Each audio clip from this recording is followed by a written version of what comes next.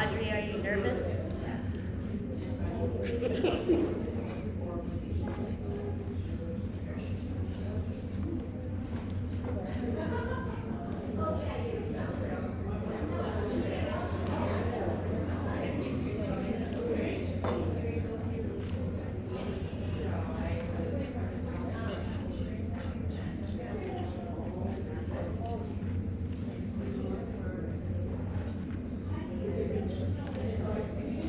Oh, nice, nice.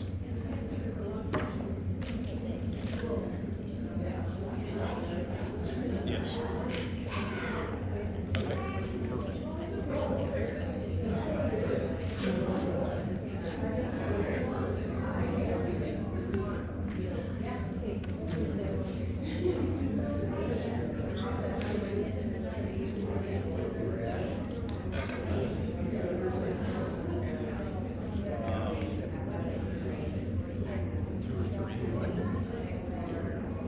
That's 15.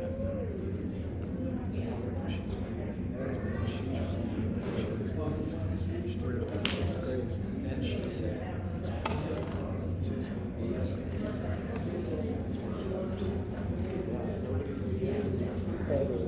you said it. Yeah. You said it.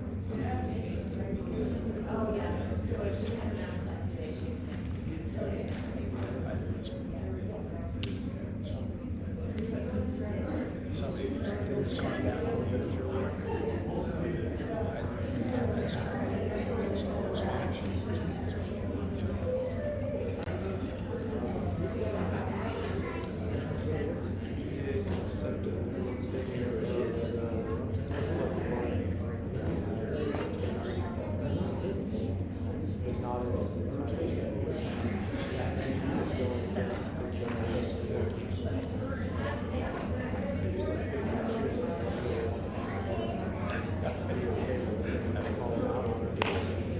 So, what are you going to do about it? I got to put something like this.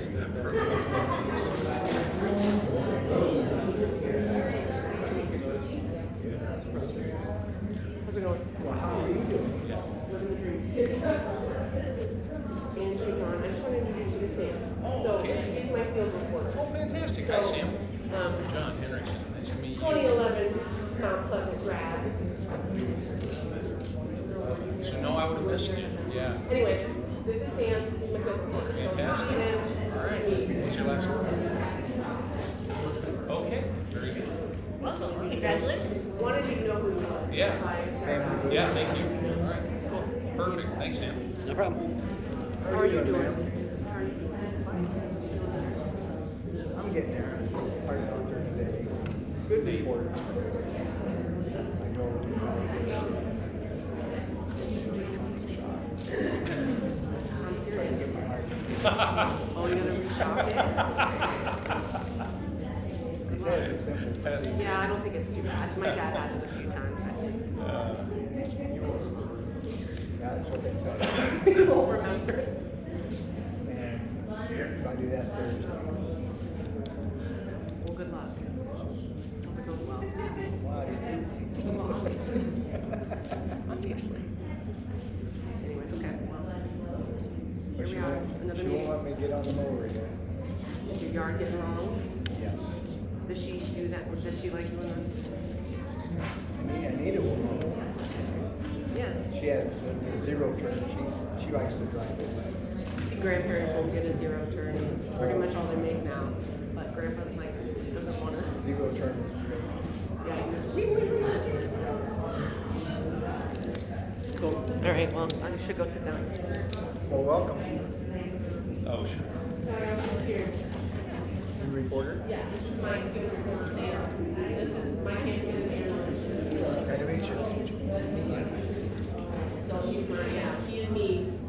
Yeah. Be nice to him. No, I shouldn't say that. He's not me. Be nicer to him than you are to me. I'm always nice to you. You are, you are. It's your group of bandits in a program that can't keep it together.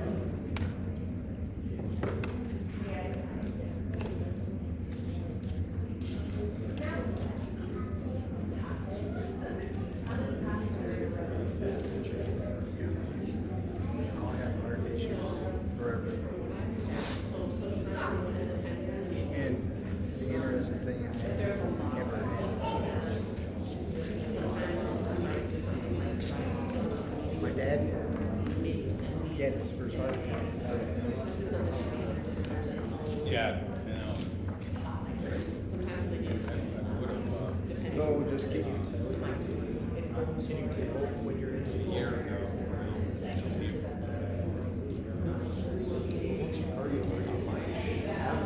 How much Well, that's what you said today. substitute teacher and all of that. Yeah, let's just, we'll do that in May. We've got plenty of time. Yeah, I mean, just kind So of we'll see what this way. interesting, or like for this Call me meeting, Wednesday. let's say the certified budget. Oh, she can? Oh, okay. They get everything, the public hearing vote, and everything about it.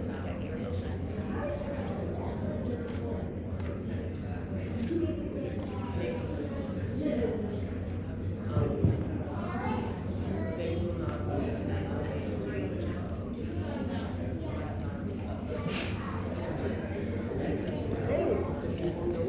Keep on going. Pretty good report today. I guess it's a shock.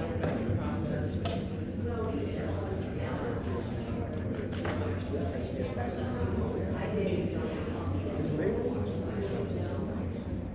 We'll find out. I'll learn there.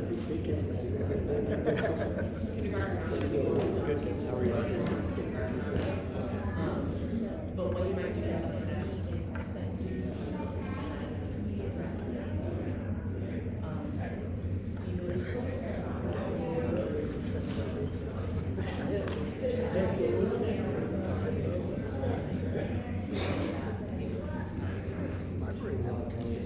All right, I have 6 o'clock. We are going to call this meeting to order. Jessica, roll call. Flint, Here. Williamson, Here. Overberg, Here. Hampton, Here. Maher, Hurd, Here. Schrader. Here. Any changes to the agenda? No changes, excuse me, no changes to the agenda. Motion to approve agenda? So moved. Second. Jessica, roll call. Flint, Yes. Williamson, Yes. Schrader, Yes. Overberg, Yes. Hampton, Yes. Hurd. Yes. We talked too fast. The first thing on our agenda is the public hearing at 6:01 for the fiscal year 2027 certified budget.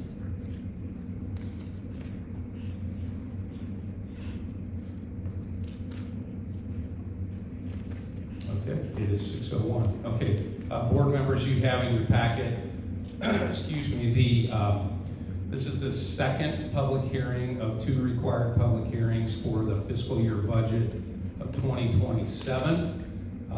And so I have these documents that I'll go through with you, and then you can take any public comments on that. So if you go down to the bottom of the first page, you can see that the capacity for all funds and all funds for the budget is $38,530,000. Again, that is budget capacity. That is not anticipated expenditures. It's not even close to that. We build our line item budgets based on revenue. This is capacity in each of these areas, in instruction, in support services, in non-instructional programs, and then total other expenditures. So all of that totals up to, in budget capacity, of $11,530,573. That's an overall, and I'll break this down for you on the next page. That totals up to an overall levy rate of $11.88 per thousand for fiscal year 27. So let me go through and share with you how that breaks down. If you would, you guys, board members, you have this document at your table. Excuse me. And so if you look on the back, back side, front side, but on the side with the silos on it, I'm going to refer to that just a little bit. So if you look here on this line 1 of how we build the overall levy rate, the levy to fund the combined district cost. So as you guys know, the combined district cost, we take our regular program dollars, which is the enrollment times the per pupil amount, and then all the other weighted, the weighted enrollments that we have, the special education weightings, the English language learner weightings, the weightings that we get for various categories of students. That all goes into the combined district cost. Now, generally, the combined district cost is, the regular program dollars are 70% of the combined district dollars. So you can see here, the property tax dollars to fund combined district dollars is $5.6 million right here. And if you go to your visual, the total on the combined district dollars for this coming fiscal year is $20,182,000. $20,182,996. Okay? So again, if you look on your handout here, the uniform levy rate is $5.40. So you apply the uniform levy rate first, $5.40 against our valuation, which is about $729 million. So you apply the uniform levy rate, and that gets you up to the green line, to the first green line. So then after that, state aid fills in up to 88.4%. You can see that on your visual there. So state aid fills up, you get the first $5.40 against the levy rate, that generates, it's somewhere around $3 million. And then state aid fills up to 88.4% of that 20.1 million. And then the rest on top of that is additional local property taxes. So you can see on the breakdown here, the amount to find the combined district dollars is $5.64 million. You do add in the cash levy reserve amount at $43,363, and that gets you a total of $5,667,685. So the $5.40 levy generates this much, and then state aid fills in the rest of the way up to 88.4%, and then there's the additional levy at the top. So you take the $5.40 plus the additional levy rate to get that $5,667,000, and it's $7.97 to fund that. And then I'll go over here. The instructional support levy, which we decided to go, the board decided to go with 4% as an income surtax rate, and the rest was property tax. The property tax portion generates $608,000, and that's about 83.5 cents.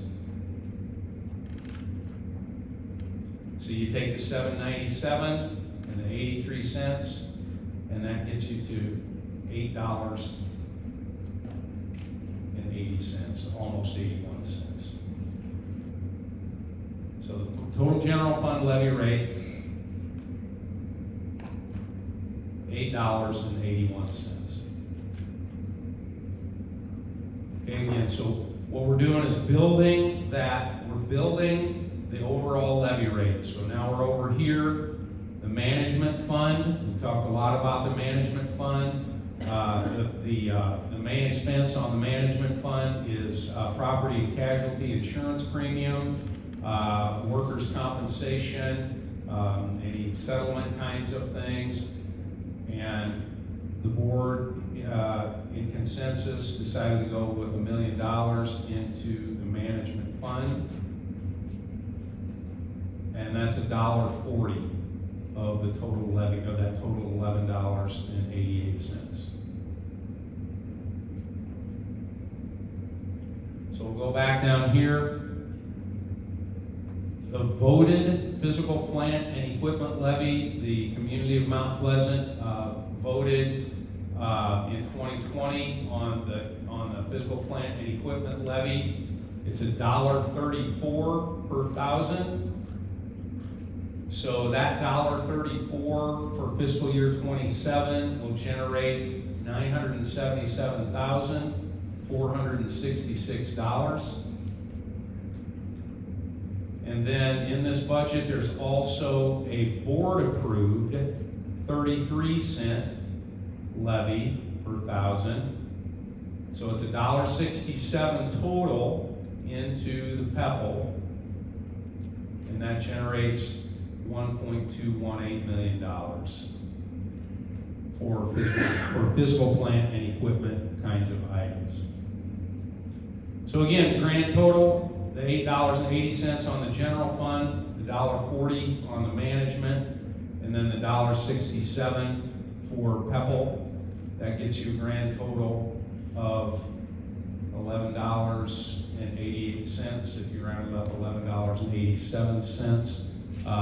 That is the current year's overall levy rate was $11.98. So we're dropping our total levy rate of about a dime. I mentioned before total valuation the total valuation that those levy rates go against is $729.4 million. And then I wanted to show as well where we're at regionally. I'll make this bigger for you. These are, 12 or 15 districts in the region from the lowest. Now, I cannot, we asked districts a couple of weeks ago, hey, what do you think you're going to do on your levy rate? So I can't say for certain that this is what they decided to certify, but we did reach out and ask, and this is what they told us at the time. So you can see here, kind of see that the lowest area rate is MIPO at $10.04 per thousand.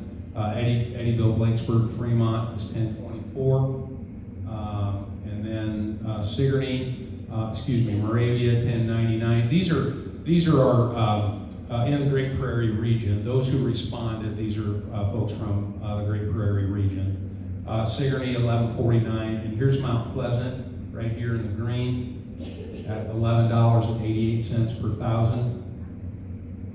And then you go on over Fort Madison, $12.60, Fairfield, $12.73, Albia, $12.95, Winfield, Mount Union, $13.22, Sheraton, $14.10, Ottumwa is $14.22.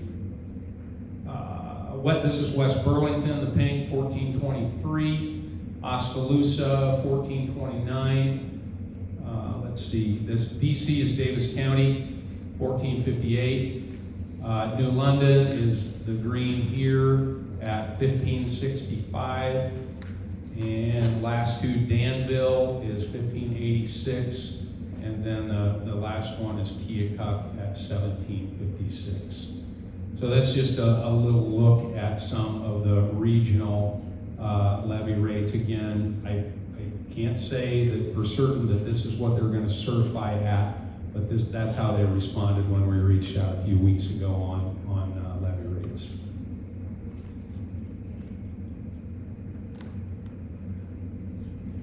Certified budget. Does the board have any questions?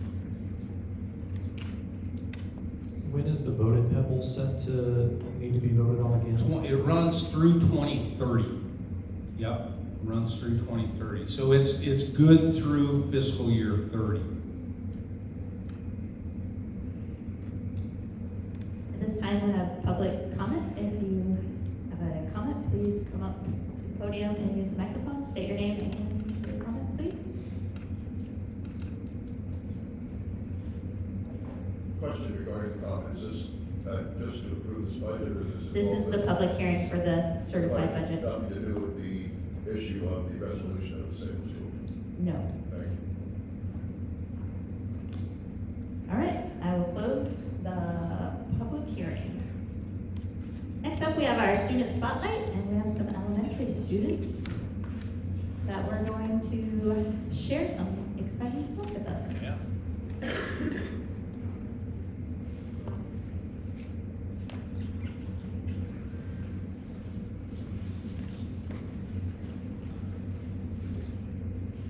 Live stream, so you have Okay, very good.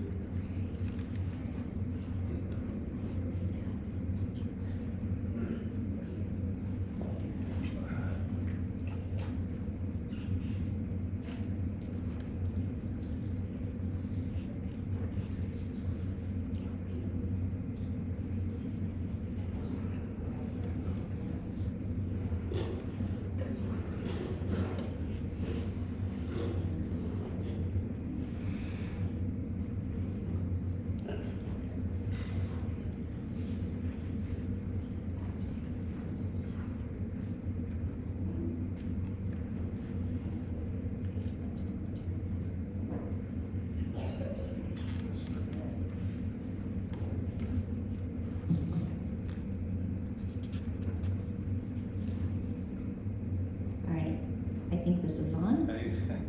Yep. Good evening, my name is Holly McDowell, and I teach elementary art at Lincoln and Salem. I have with me tonight 3 amazing young artists who I wanted to spotlight for their participation in Youth Art Month. Youth Art Month is a celebration that's actually held nationally every year, and here in Iowa art educators celebrate by having actually a series of art shows in Des Moines each year. And what happens is each art teacher throughout the state of Iowa can actually submit up to 10 artworks. And then those artworks are judged by a set of judges who select what they feel are the best and the most outstanding pieces to be put on display either in the Youth Art Month show, which this year was held at Jordan Creek Mall in Des Moines, or perhaps at the Governor's Show, which is held at the Capitol Building in the Governor's offices. Now, we have Audrey Johnson. Do you want to take a step forward? Audrey's art was one of only 20 in the entire state that was selected to be in the Governor's Show this year. So it is a very high honor to have artwork selected for that, and it is a testimony to how hard she worked and her creativity. And I want to say all 3 of these girls up here are very talented, yes, but also very hard and passionate workers in the art room. So they make very good use of their time each day, and it truly shows. Audrey was also given a ribbon, and they get an award. So she has this that she could display with her artwork, which has already been framed and ready to be displayed proudly at home, which makes me so excited as an art teacher. Congrats to you, Audrey. Very nice job. Brooklyn and Samia, would you girls take a step forward? Now, Brooklyn and Samia both had their artworks selected to be on display at Jordan Creek Mall. Their artworks were 2 out of 99 selected this year. So this is out of the whole state, and another very high honor to have your artwork selected for these shows. And like I said, I'm extremely proud of these girls. Brooklyn and Samia.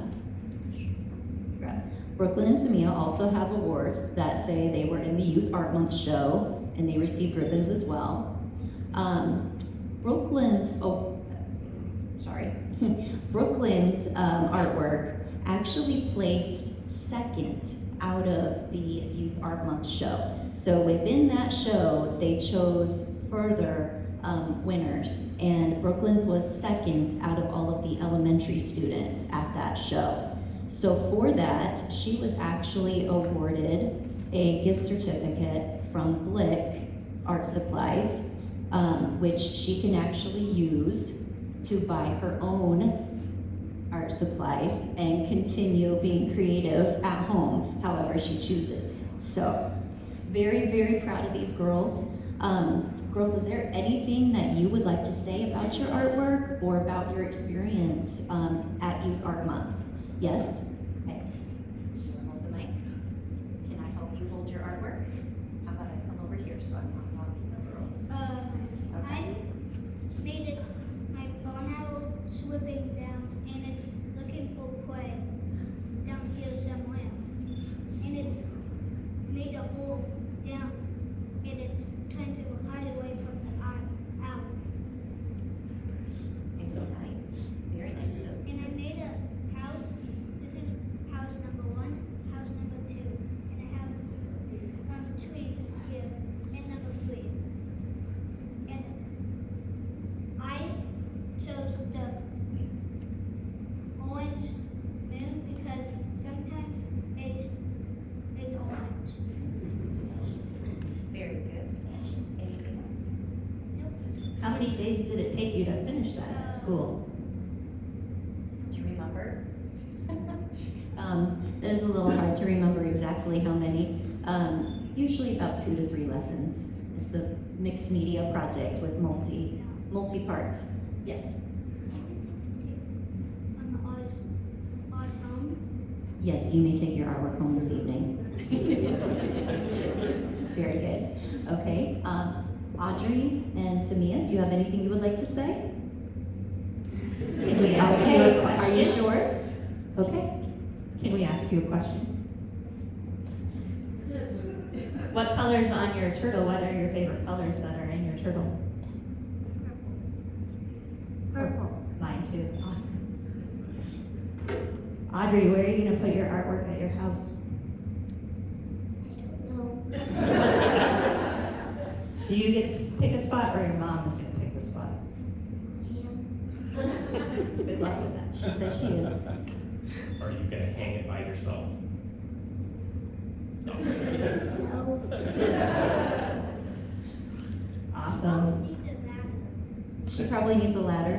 She might. She might. Well, congratulations, and thank you so much for sharing with us. Great Thank job. you. Thank you for coming.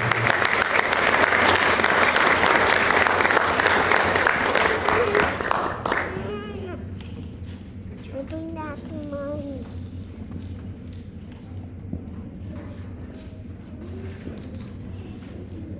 Thank you, Holly. Thank you. Next, we have citizen comments. We've had 2 people sign up to speak. Todd and Dave, you're both up. You both have 3 minutes.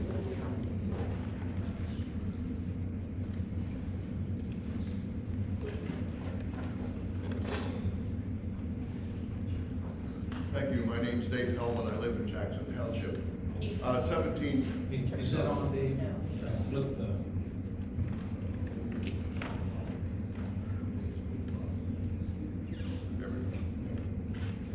My name's Dave Hellman. I live in Jackson Township. A broader funding issue. 17 years ago, I was a co-chair with the PTO president at DeSalem Elementary to preserve history in a great American town when there was another budget crunch. We prevailed. One thing a lot of people learn to appreciate in the discourse, which you have had so far, is that this is a very historic place, the last rural school in the school district that has contributed greatly for 185 years, and a lot of people did not want to put the nail in that coffin on their watch. Here we are again. 2 things concern me. One, we're on the lower end of the scale on the levy, has everything been done, everything on the table with the superintendent, all the interventions, all the possibilities to make sure that we can reverse the trend here to see that Salem fails and see that it succeeds.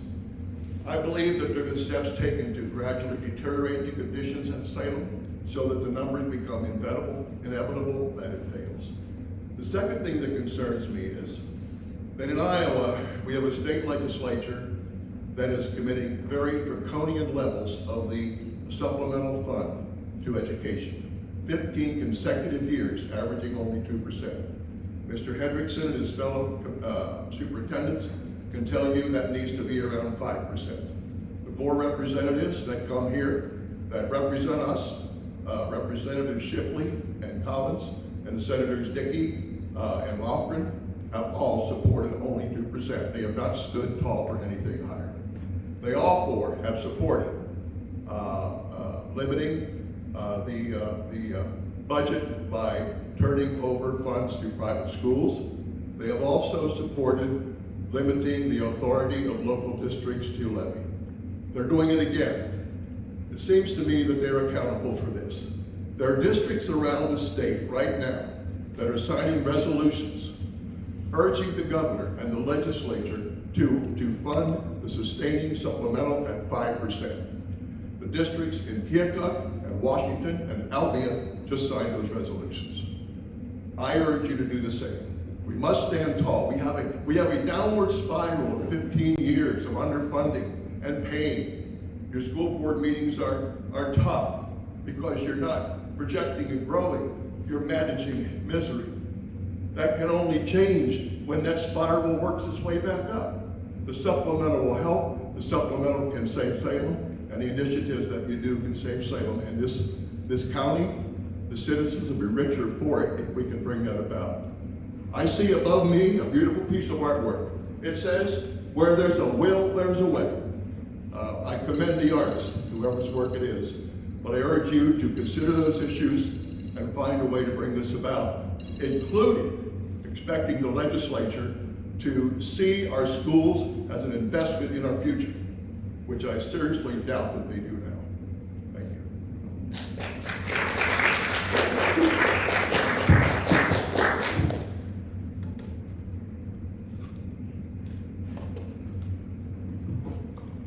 Hi, I'm Todd Lichty.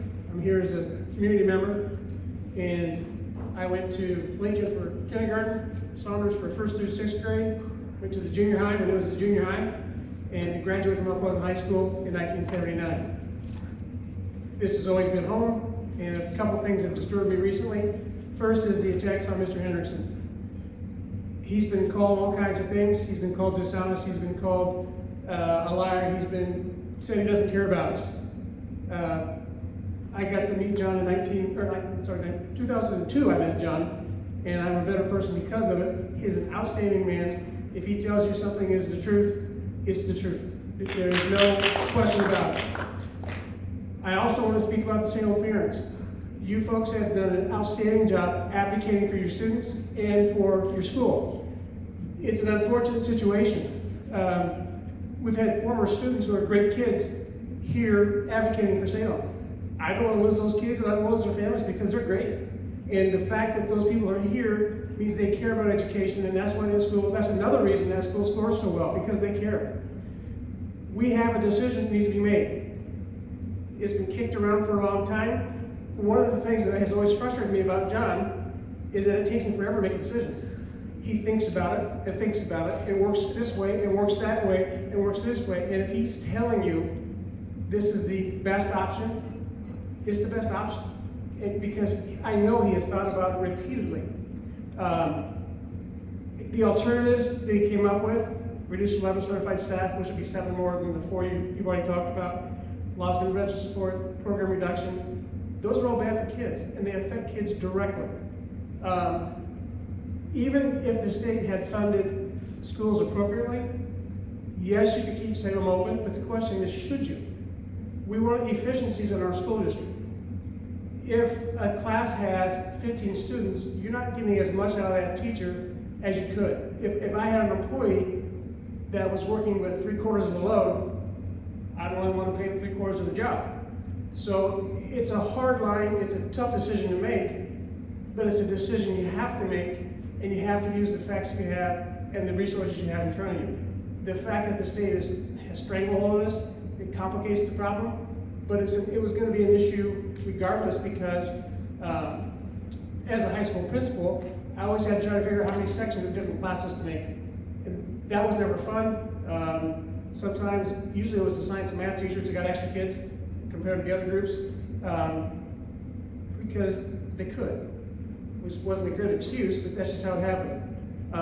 My last question is, if we reduce 4 sections like we're talking about, and you choose to try to keep Salem open, are you going to force kids to ride the bus to Salem to fill them up? Thank you.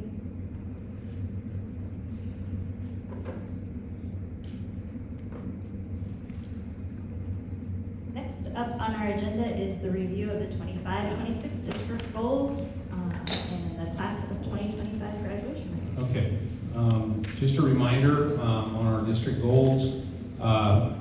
Goal number 1, graduation rate. By the end of 25-26, we'll raise our 4-year graduation rate to 95%. Current baseline is 80.3%. Goal number 2, we heard from our principals last month on attendance.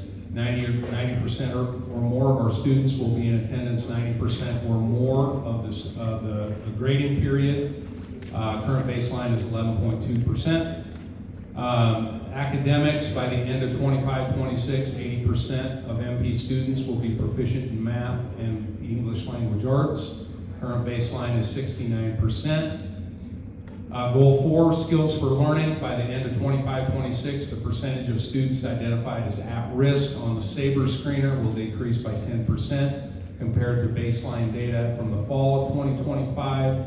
And then goal number 5, professional practice. By the end of 25-26, 95% of our teacher collaborative teams will rate themselves as tight for collective commitment number 1, which is collaboration. Educators working collaboratively rather than in isolation and taking collective responsibility for student learning.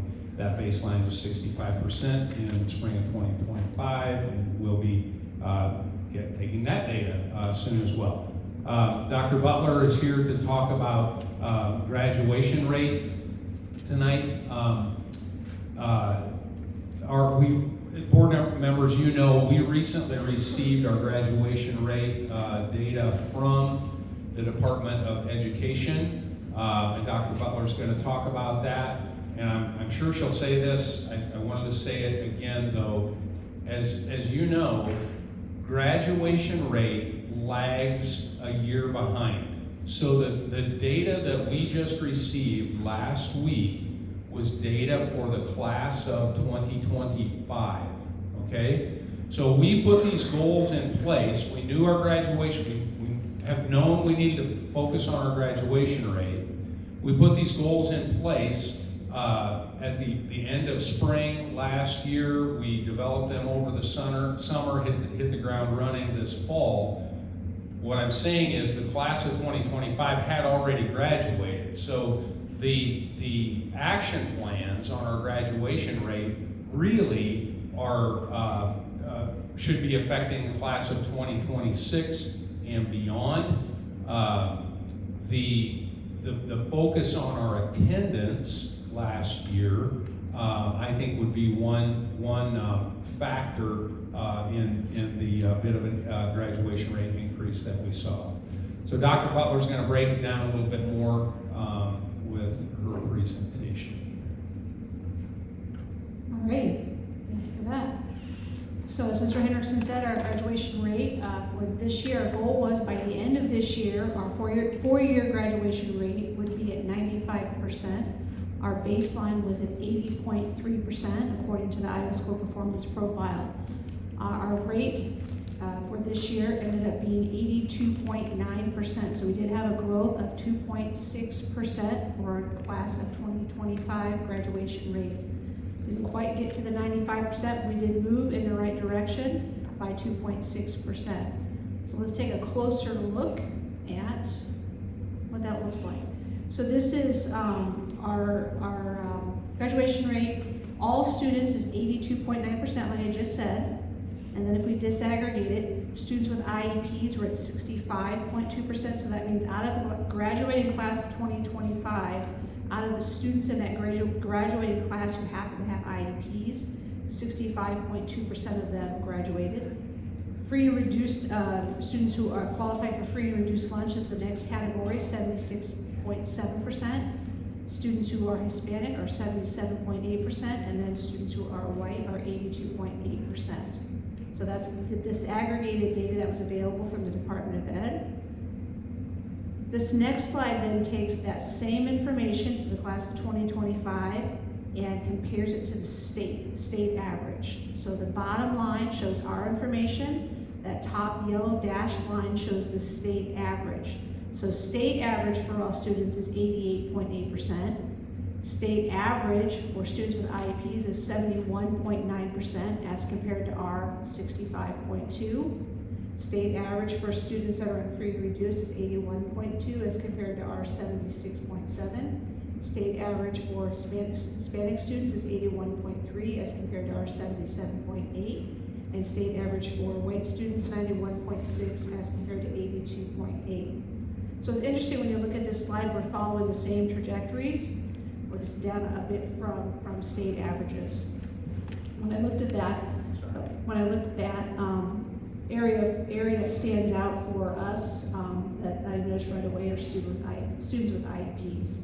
So we've got our admin team has met as an elementary team today. We'll meet as a secondary team later this week, and we're just starting to dig into the data. Our district leadership team will meet here in the next couple of weeks and start thinking about goals for next year and action steps to address some of our subgroups that we're seeing here.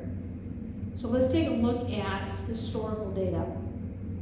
So this is showing graduation rates from 2021, 2022, 2023, 2024, and then 2025. And now we're looking at two different sorts of graduation rates. We have 4-year graduation rate, which is what we were just looking at. And then we have something called the 5-year graduation rate. So we'll have the same group of kids, 4-year graduation rate, and then for those students who need an extra year to graduate, another year to graduate, that percentage will go up. So for instance, 2021, 90.78 of the graduating class graduated, and then another year later, another handful of students graduated, bringing that 5-year graduation rate up to 94.33. So same cohort of students, additional students were able to make it that 5th year, so that 5-year graduation rate went up to 94.33. 2022, graduation rate dropped to 80.15 for 4-year. 2023 went up to 87.34 for 4-year. 2024 went down to 80.3, and then this year it's back up to 82.9. So the blue is the 4-year, the yellow is the 5-year. You can see how that's going around. Obviously, we don't have our 5-year yet. That would come at the end of this year. I'm going to pause there and see if there's any questions.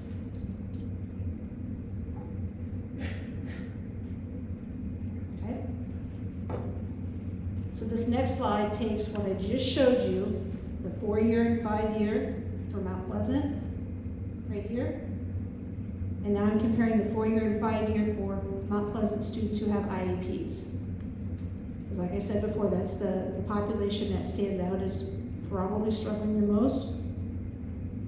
And you can see where the 80s and 90s up here, and our students with IEPs are down in the 50s, 60s, and 70s. So that's going to be an area of focus when we start having our conversations about action steps for next year, areas of needed growth, areas of needed focus.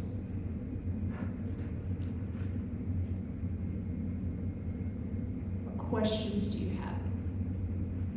So to be in the IEP cohort, that means when they're in high school, they still have their IEP, or at any time in pre-K-12 they have? That means they have an active IEP while they're in high school. And so what size of cohort are we looking at there? How many? So we're at 15-16% of our students have IEPs district-wide. When I look at the cohorts, we're looking at about 20 kids, 15 to 20 students per class.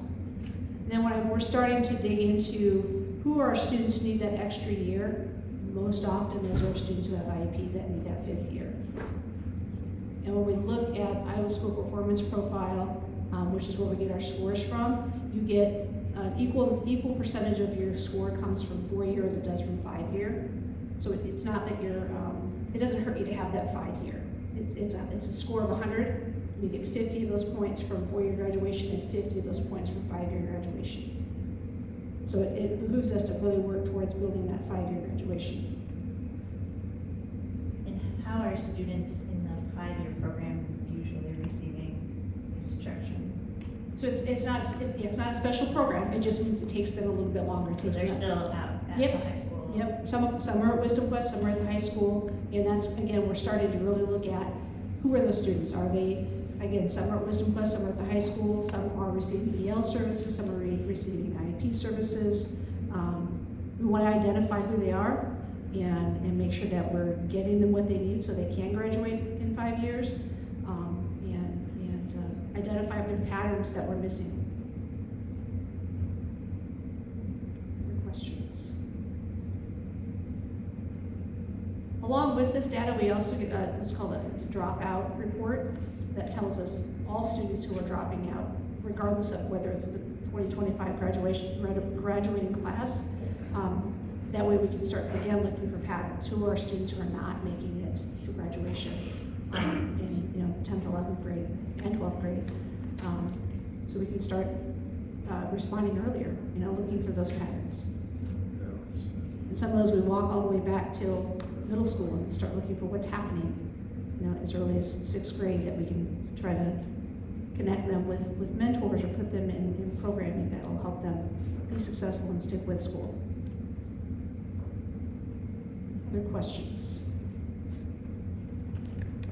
Being data-driven and the experience that you have, I don't have any lack of trust that you know what needs done to get us to that benchmark.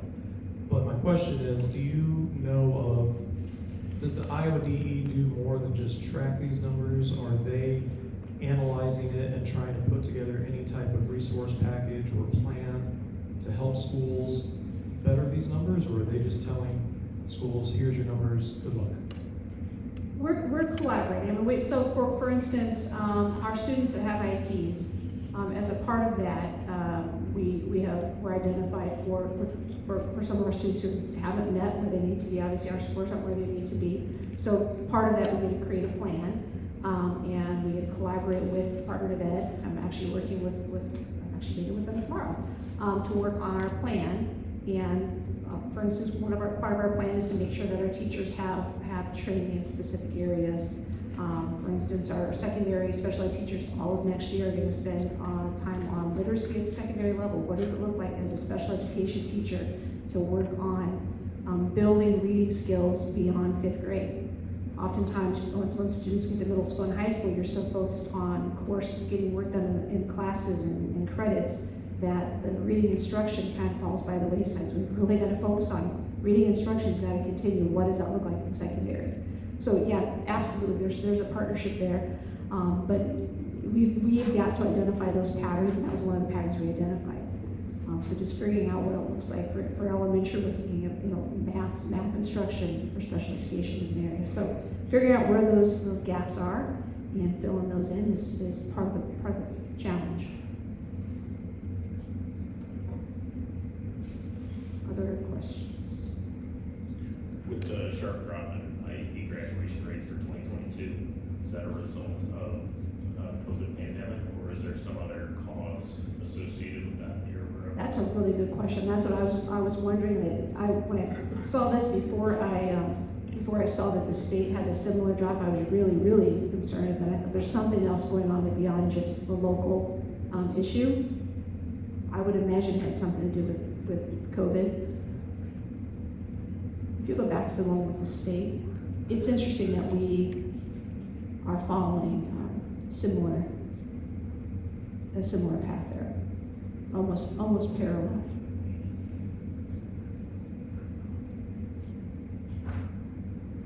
So yeah. Other questions? data to drill down as far as, down to the student level. I'm obviously not gonna show you guys for purpose reasons, but I can actually drill down and see exactly which students didn't graduate in 4 years, which ones did, which ones dropped. I mean, we can drill down to specific students, and then when we meet as teams, talk through what's happening here. You know, why are we seeing what we're seeing, and how can we respond differently for this student or for students like this in the future. The number that we're being calculated against is set, not when they just become seniors, right? Like, if you had, what grade level does that like freeze your number or? So the graduation rate starts when they're freshmen. Yep, it's those entry students who start as freshmen all the way through till they graduate, and any students who transfer in minus any students who transfer out. Yeah, and it's the same. There's two different sources we get the report from. They used to have a different algorithm. They have the exact same algorithm now, so the scores are identical. They had the same algorithm, and they report out differently. The ISPP, Iowa School Performance Profile, reports out a bit differently than the other source, but we've got that figured out now. So, yeah. Other questions? I could bore you all day long. We look forward to continued growth. Okay, thank you.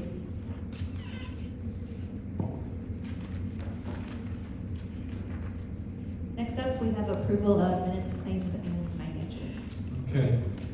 Jessica, you have this in your packets, board members. Jessica's going to go through. We did take a look at all of our March expenditures at our Finance Committee meeting on Friday. Okay, so this is the spreadsheet that I present to you on a monthly basis, and this is for month ending March 31st, 2026. On the left, we list the funds. The general fund, there's a difference from last year to this year of $1.7 million. Student activity fund, we actually have an increase of $78,000. Going down to management, we have a $316,000 increase. PEPL, $200,000 increase. Capital projects, we're down about $460,000 in capital projects. That is due to many projects that Mr. Banghouse and his crew have been completing around the district, plus the completion of the RTM site out on East Monroe Street. Debt service, we're up about $7,327. Those monies are all from interest. And nutrition is down $127,828. And even though it's down, that is a positive thing, because as I've said prior, we are only allowed to keep 3 months worth of costs and revenue in the nutrition fund.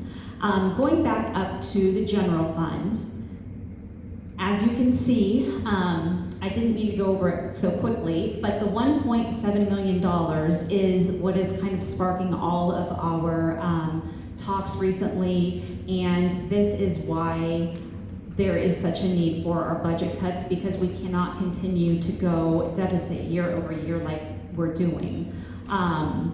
We've initiated phase 1 for next school year, and then there will be a phase 2 to come.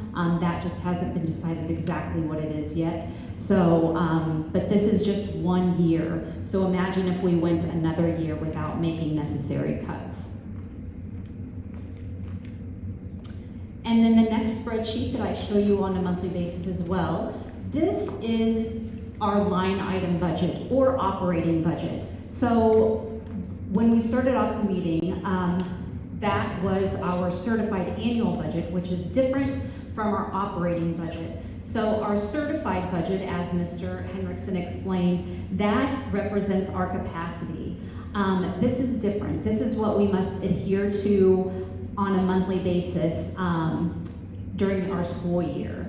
So in the general fund, we are at 67.57% of our revenues collected. right here, and our expenditures are at 63.9% for the year. So I have to monitor this very closely throughout the school year to make sure that we aren't exceeding in any of the categories. Right now, our target as of March 31st, at this point in our fiscal year, we are expected to be around 75%. So being that we've only spent 63% is a very good indicator of our spending. Student Activity Fund, we have taken in more revenue than we budgeted, which is always a good thing. And we have spent about 73.5% in our Student Activity Fund to date. Management Fund, we've received 74.7% of our revenue for the year. So that's right on target. Our expenses, 83.79. And I can also point out that this is pretty much done. We have some early retirement money to pay out, but other than that, I don't think that we will end maybe 87% in that fund for the total year. PEPL, we have taken in 98.16% of our revenue, and we've spent 92.40% of our budgeted expenses for the year. Capital projects, we've taken in 72% of what we budgeted to bring in this year, and we've spent 40.57% of that amount. Debt service, this is where we pay our Apple lease, and we made a payment at the very beginning of the year. We started a new lease, so that is at 100%. And then the last fund, our nutrition fund, what we budgeted to bring in for revenue, we're at 65%. And what we budgeted to spend in our nutrition fund, we have spent 68%. And again, this time of the year, at the end of March, 75% is the target of where we want to be. Is the nutrition fund plan, I know we had to have a plan, obviously, if we keep not using it all up, Yes, the yes. state might Now, decide they to- did allow a waiver, so for this particular year, we get 6 months of carryover costs. Are we on track with our extra spending plan? So Tish, she's our food service director, she bought some equipment, she bought an oven, if not 2, and then there is some more equipment that she would like to purchase in the summer to have for next school year as well. So yes, she is looking at things, yes. If I look at the management fund, Yes. so we have spent 704,000, and we've brought in 690, Yes. but our fund balance is up 316,000. Can you explain that? So that, we get to carry over funds year over year. So there was carryover from the last year. So that is included in our fund balance. So in the last portion of last fiscal year, we brought in more than what we spent. Correct. Okay, thank you. Correct. Yep. Anything else? Okay. Okay, thanks, Jessica. I thought this would be, since we're talking about finances, I thought this would be the appropriate time to talk about some of the forecasting that we've done. Aaron had asked on Thursday at the site committee meeting, what if we just did phase 1? And so I did run some of those, just really quickly here so everybody understands. This line right here is revenue for the year. 24.8 million is our estimated revenue that we're going to bring in for fiscal year 26. Okay, so what we did for fiscal year, and these are our estimated expenses for fiscal year 26. And if we spend all of those dollars against the revenues, we're spending 104% of the revenue. So what we've done, the board voted on phase 1 of the budget reduction. And so when we move over here, when we move over here to fiscal year 27, There's some things that we know. We know that there's been we know that there was a 51 student decrease, so that has to be figured into our combined district dollars. Combined maximum district dollars, miscellaneous income, instructional support levy, and then preschool foundation aid. So we're estimating next year that based on that enrollment, we'll have revenue of $24.9 million. So again, right now, we have, you approve phase one, we're looking at $985,000 worth of reductions.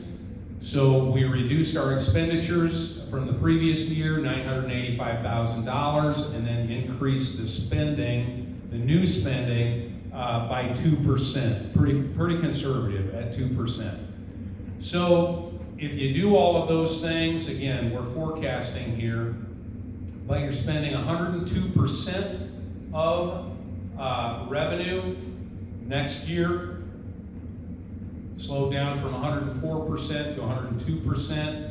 In your unspent authorized budget, goes from 5.154 to about 4.6 million. And then if you do, finally, if you do the additional 815,000 for fiscal year 28,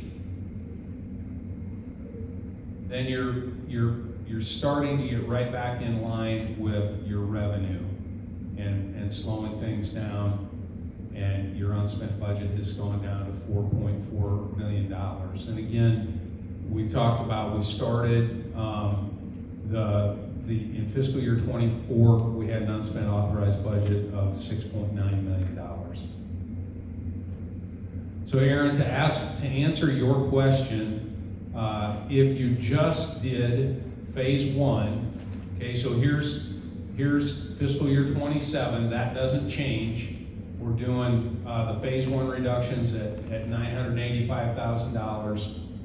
And if you didn't do anything else, and your student enrollment estimate, this reflects a reduction in enrollment of 35 students.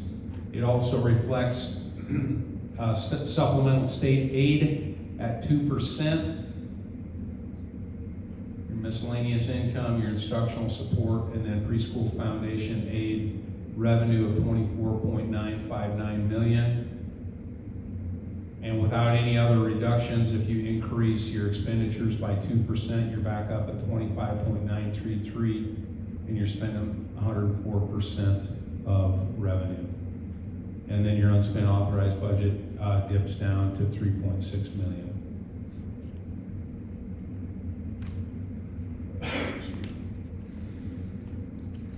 So that was an attempt to answer your question on what if you just do phase one. I got to thinking about some of the conversation that we had in our committee meetings on Thursday and Friday, and I went back to this, and I wanted to show you this because it alarms me. This is, I'll make this bigger so you can see it, but this is Iowa Public School certified enrollment, and it's enrollment projections out to 2930, the school year 2930. It's certified enrollment projections by district. So you can go on the Iowa Department of Education website. If you go to pre-K-12, it's either data or statistics, but click on one of those and it'll take you right to enrollment projections, and you can get it by district, okay? So these are our enrollment projections over the last number of years. Sorry, let's see here. I can make that a little bigger. Okay. Well, board members, you have that in your packet. But it goes back to 2016-17 when the projection was 1,961 certified. And then the actual enrollment was 1,970 certified. So then you can see over the years that what the projection has been and what the actual has been. Okay? The part that's concerning to me as we look at this is right now we're at 1,705 certified. Okay? The projection is by the DE that by 2930 our certified enrollment is going to be 1,523 students. That's a difference of 182 students in the projection going forward. I mean, this is this year, right here. Going forward, the next 4 years, the projection is 182 student decrease. And so we did talk a lot in committee meetings about we got to grow the district. We have to grow the district. We have to look at ways that we can grow the district. 100%, I agree with that. I thought Lonnie Morrow made some great points, great comments. I agree with Dave. We've got to look at how we grow the district. The part that is really concerning to me is that 1705 is where we're at now. And in 4 years, if we're down at 1523, if the projections are, that means we have to grow 182 students in a 4-year period just to stay even. Just to maintain 1705, we would need to grow 182 students.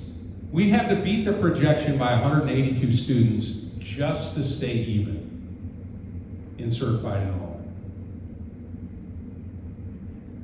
So the other thing I did, same kind of projection here. I use that 35, because when IFSIS was here and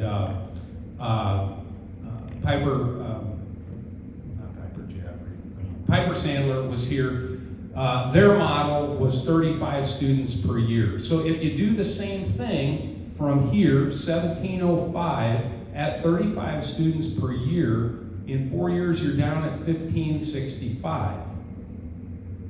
So just to stay even, you would have to you'd have to outgrow the projections by 140 students.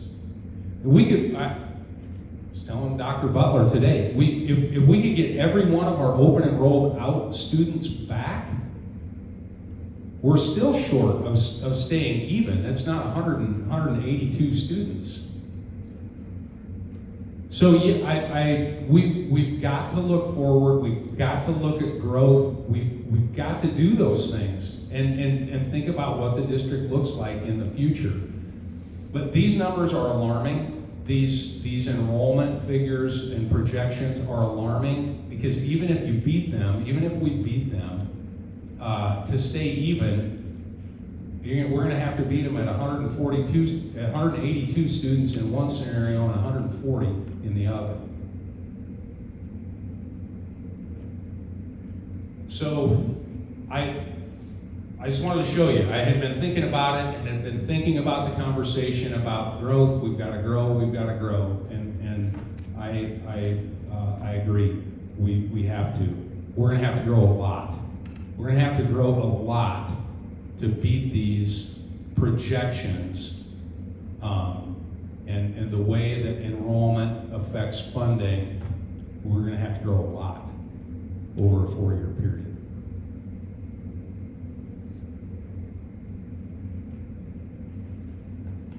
I thought that went best with the financial reports. So that's financial report. Any other questions on minutes, claims, or financials? I just want to thank you, John, for running that projection that I asked for. Motion to approve minutes, claims, and financials? So moved. Second? Second. Jessica, roll call? Flint, Yes. Williamson, Yes. Schrader, Yes. Overberg, Yes. Hampton, Yes. Hurd. Yes. Next up, we have reports. Our first report is the instructional report. Dr. Butler is going to share with us.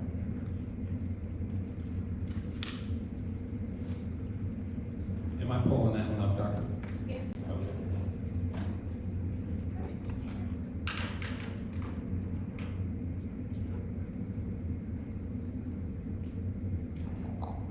Alrighty, so I am here to present to you the District Developed Service Delivery Plan, DDSDP, for special education.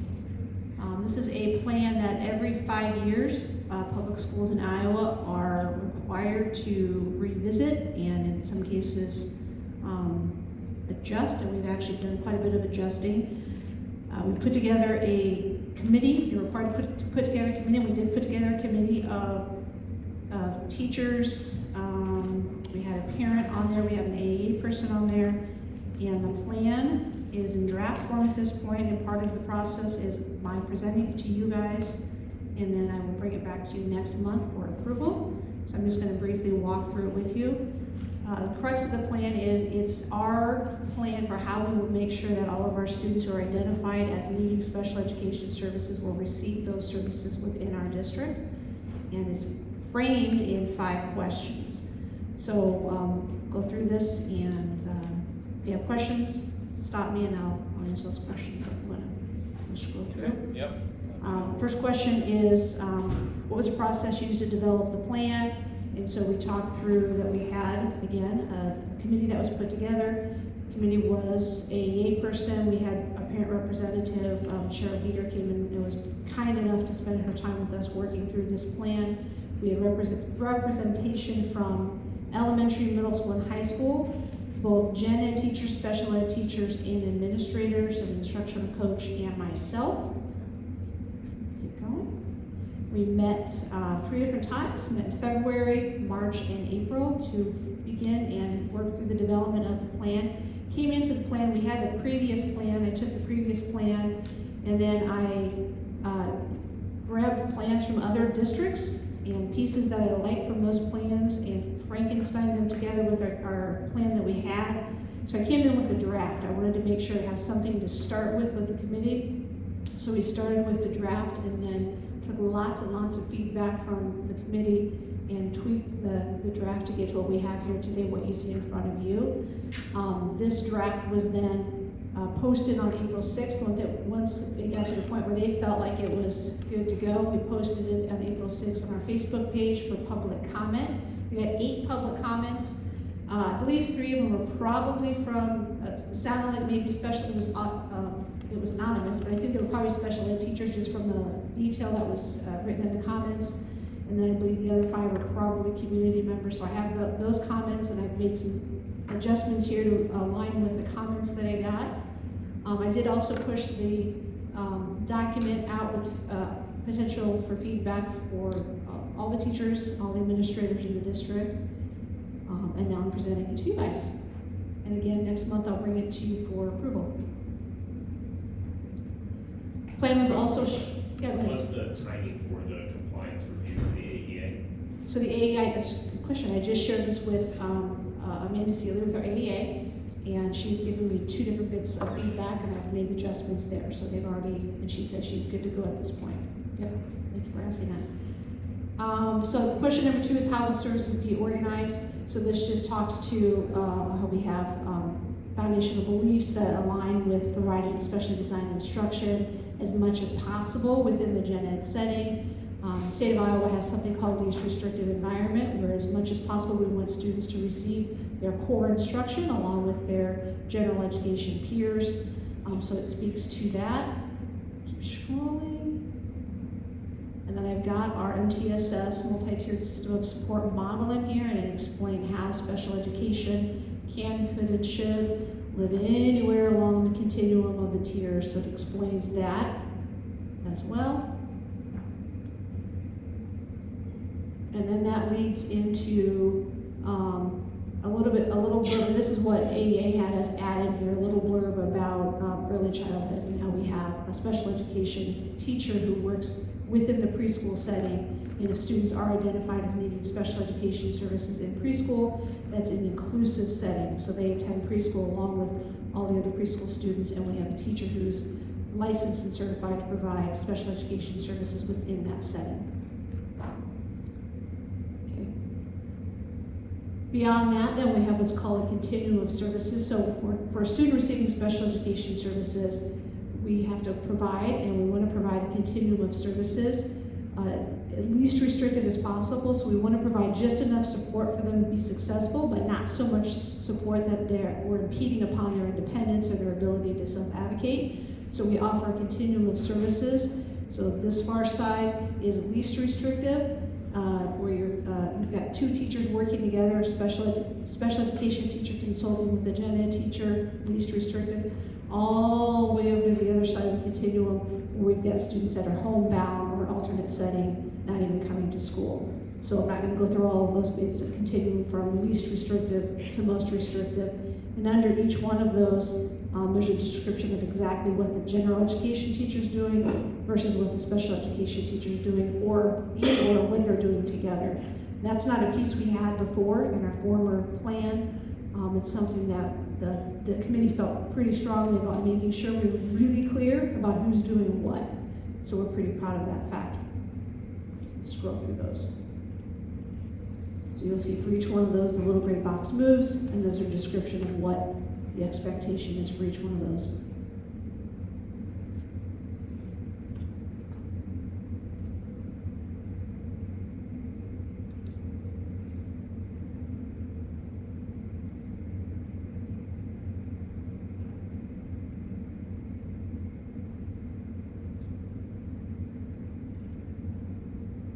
A little descriptor about special education is about placement, not a location, so it's about the services that you're providing.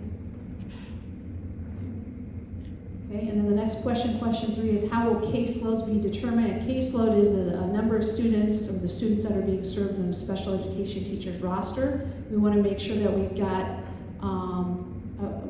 using our resources wisely. So we have a certain number of teachers, we have a certain number of students. We want to make sure we don't have too many students on a teacher's roster that they can't support students, provide the services they need.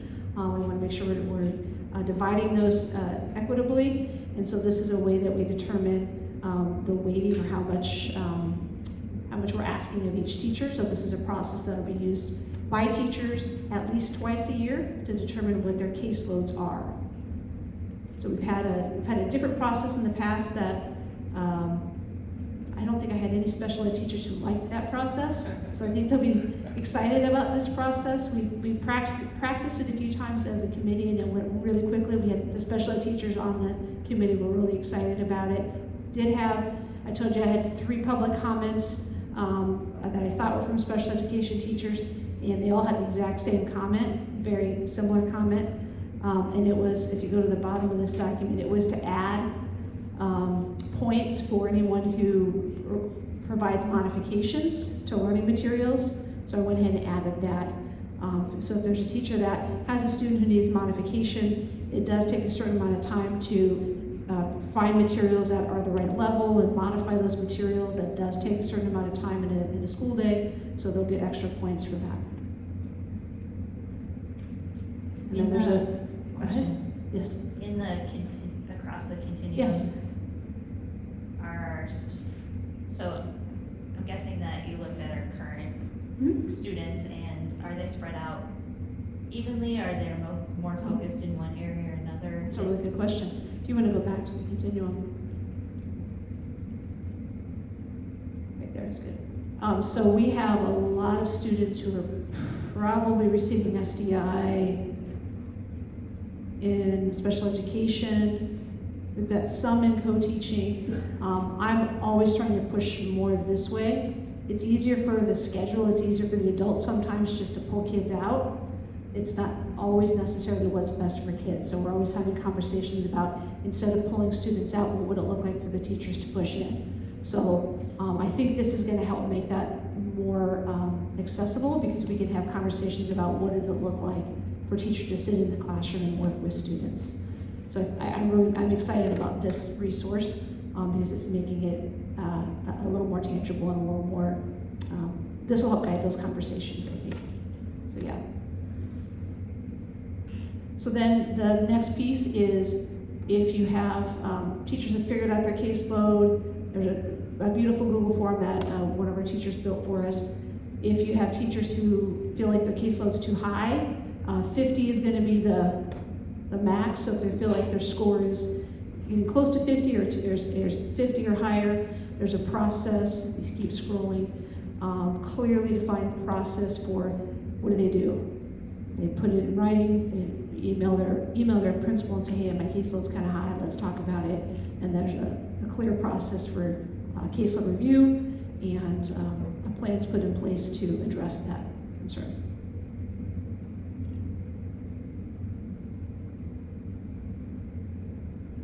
And then question 5, how do we know if our system's working? And so we're paying attention to kind of what we were just looking at before. We're looking at our graduation rates, we're looking at our test scores, we're looking at our IEP goals, we're looking at all kinds of data to determine whether or not it's working.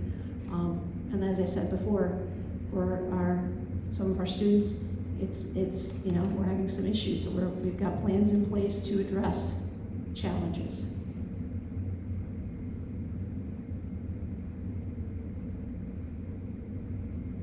Tells what we're going to do at the school level, what we're going to do at the district level. We're looking at data, pivoting when we need to pivot. And then the last page is our assurances of we're going to make sure we're providing special education services, accommodations, modifications, any kind of additional services that are required by law.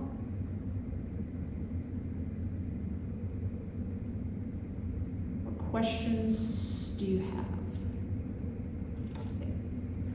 Do we have, Zon, Yep. do we have proper number of staff Yeah. for the special ed program and para educators too? So at this point, we're fully staffed. I believe we might have one para opening. I'm looking at my principals, I think we might have one para opening at this point. We have enough teachers, our rosters are a good size right now. Yep. And that's something that we're consistently checking to see where we're at. And what we'll do is, we're gonna do caseload determinations here in the next couple of weeks. And we do that at the end of the year to make plans for the next year, to make sure we have the right staffing. And then we'll do it again in October, right at count, to make sure we'll adjust again. This new tool is really quick, so they can do it several times during the year. At least twice a year, but they can do it as many times as they want. So if they feel like it's getting heavy, they'll do it, talk to their principal, then we can shift. Caseloads are made by, at the building level. I can make suggestions, but I leave that to the building principals to make those adjustments. Other questions? I really appreciate that caseload counter. We can't be our best for the students that need all of these resources if our educators providing those resources are burnt out and unable to take any more. So it's great to monitor that, to know when their plate is full, but to also have that breakdown to see what parts are filling their plate, so that it's almost like an automatic troubleshooting built into it and provides building leadership. And I'm not gonna say quick fix, but a more readily tuned solution right away. So Yeah. I really like that. It'll definitely help with the conversation as far as, why is that right here? Here's where I'm at. Here's what's taking my time. Yeah, for sure. And we've talked a lot, Aaron, about if we have to adjust, we have to adjust. We have to get the resources to where the need is. So the maybe the old model of, hey, every building's going to have that you're going to have this number of teachers, this number of paras. That's really something that we have to take a look at, because if we're heavy, at a grade level or at a building, and we need to shift resources, then that's what we need to do. I just make the point of special ed deficit. Right now, we're not running at a special ed deficit, but 1 or 2 students could drive us over the edge, and we have to provide the needed resources. So a special ed deficit at some point, we ran it in the past, but it's hard to manage. So that is one thing that if those needs arise, then we will have to overspend, and you can run a special ed deficit. It is allowed because of the need needs of the student. All right, thank you. Thank you, Dr. Butler. Superintendent report. Okay, a few things on the superintendent report. We have kindergarten roundup coming up on it's the 20th at Harlan Elementary and the 27th at Salem. Right now we've got 75 registered at Harlan Elementary, 5 registered at Salem Elementary, and then you can see the note that I've got there on the bottom. So I'll have more data for you on that once we get through roundup.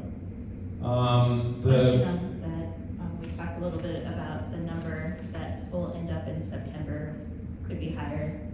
You're not required to do kindergarten roundup. No, it's not. encouraged. That's right. Yeah. It's not required.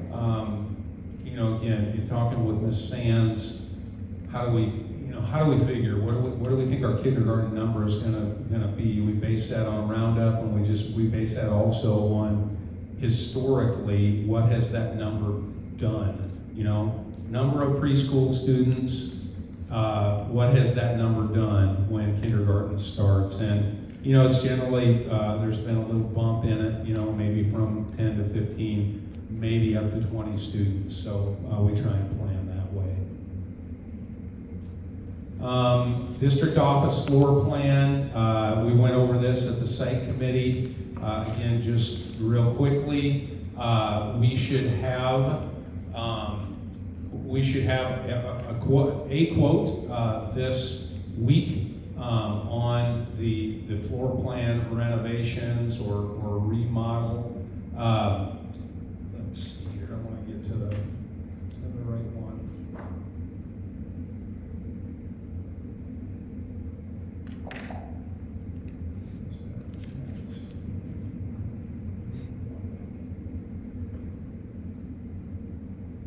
Okay, so second floor, the activity center. The main, if you're familiar with it, this main foyer area is not going to change. This will be the foyer, the entrance where people would come. We would have 2 of our secretaries out here in the foyer. And then the remodel will be to make this a through hallway right here. The first office would be the Director of Finance. The second office would be the Director of Instruction. And then the third office would be the Superintendent's office here. So the the through hallway goes into an open office area here. I would envision, the large conference table out here, but it can be set up any way you would like. And then it goes into the corner area, which we envision using like we currently use the conference room, professional development, any kind of, we potentially do board committee meetings in that open office area, and that would include the addition of just a small kitchenette, just sink and cabinetry in that area. So the actual break room, because there was some concern about getting to this area if there was a meeting going on, how do I get to the refrigerator? The actual break room area is going to go downstairs in this room. There will be no changes to this room, just the installation of cabinetry, and then the refrigerator will go down here as well. So as soon as we get a quote on that, we can get it to you and hopefully get started on that project. Hey, John. Yeah. I know it's not required, but would it not be in our best interest to get 2 bids? Yeah, we can. Yes, we can, Mark. We certainly can. I think I'm going to get this right. $89,000 is the quote limit. So anything under that doesn't have to be quoted. But I do think that's a good idea. I think it's a good idea to get a second quote. I think just keeping in mind, you know, the expediency of it to get in by August 1.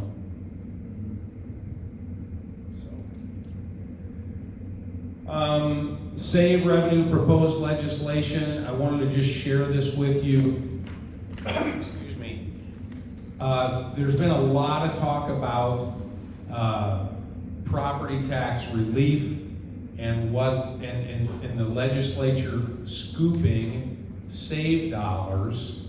SAVE stands for Secure and Advanced Vision for Education. Those are our penny sales tax dollars. We use those penny sales tax dollars for physical plant, equipment, upkeep, repairs. Those dollars can't be used on general fund items like personnel benefits. It has to be used on equipment, physical plant kinds of things. So I just wanted under the current law, with no changes. And I did plug in our, because it's a per pupil, I did plug in the DE projections on our enrollment. So if you go out here, an enrollment of 1,525 students, with no change in the law, we'd receive about $2.47 million each year. That's about what we receive now. If you use those same projections for enrollment and you go out to 2035, you're looking at just over $2 million in SAVE dollars to do the kinds of things that we use those dollars for. That's based on the language of House Bill 579. So over that period, you go up here, over that period, it's a decrease of $2.4 million. So another difficult situation that districts are being put in based on what's happening at the legislature. So will schools see that revenue in any other location, or is it just going back to the state for them to use for something other than education? I don't know, Aaron. It's a good question. I don't know. Property tax relief, obviously. Property tax relief. Now I have heard, a lot of different things. Like, you know, valuations are gonna go up, and so it won't cost it won't take as much to raise the same amount of money. So I don't know. This is, again, it's all kinds of concerns. Just talked about concerns. This is a concern.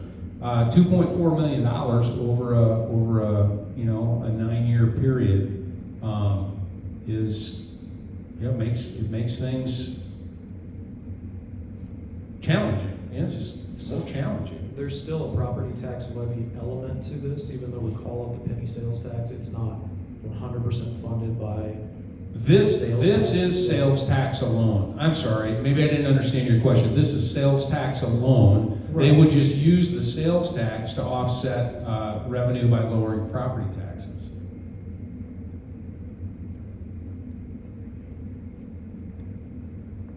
This in the long run would also require more schools to borrow money to make improvements. Correct. As well. That's correct.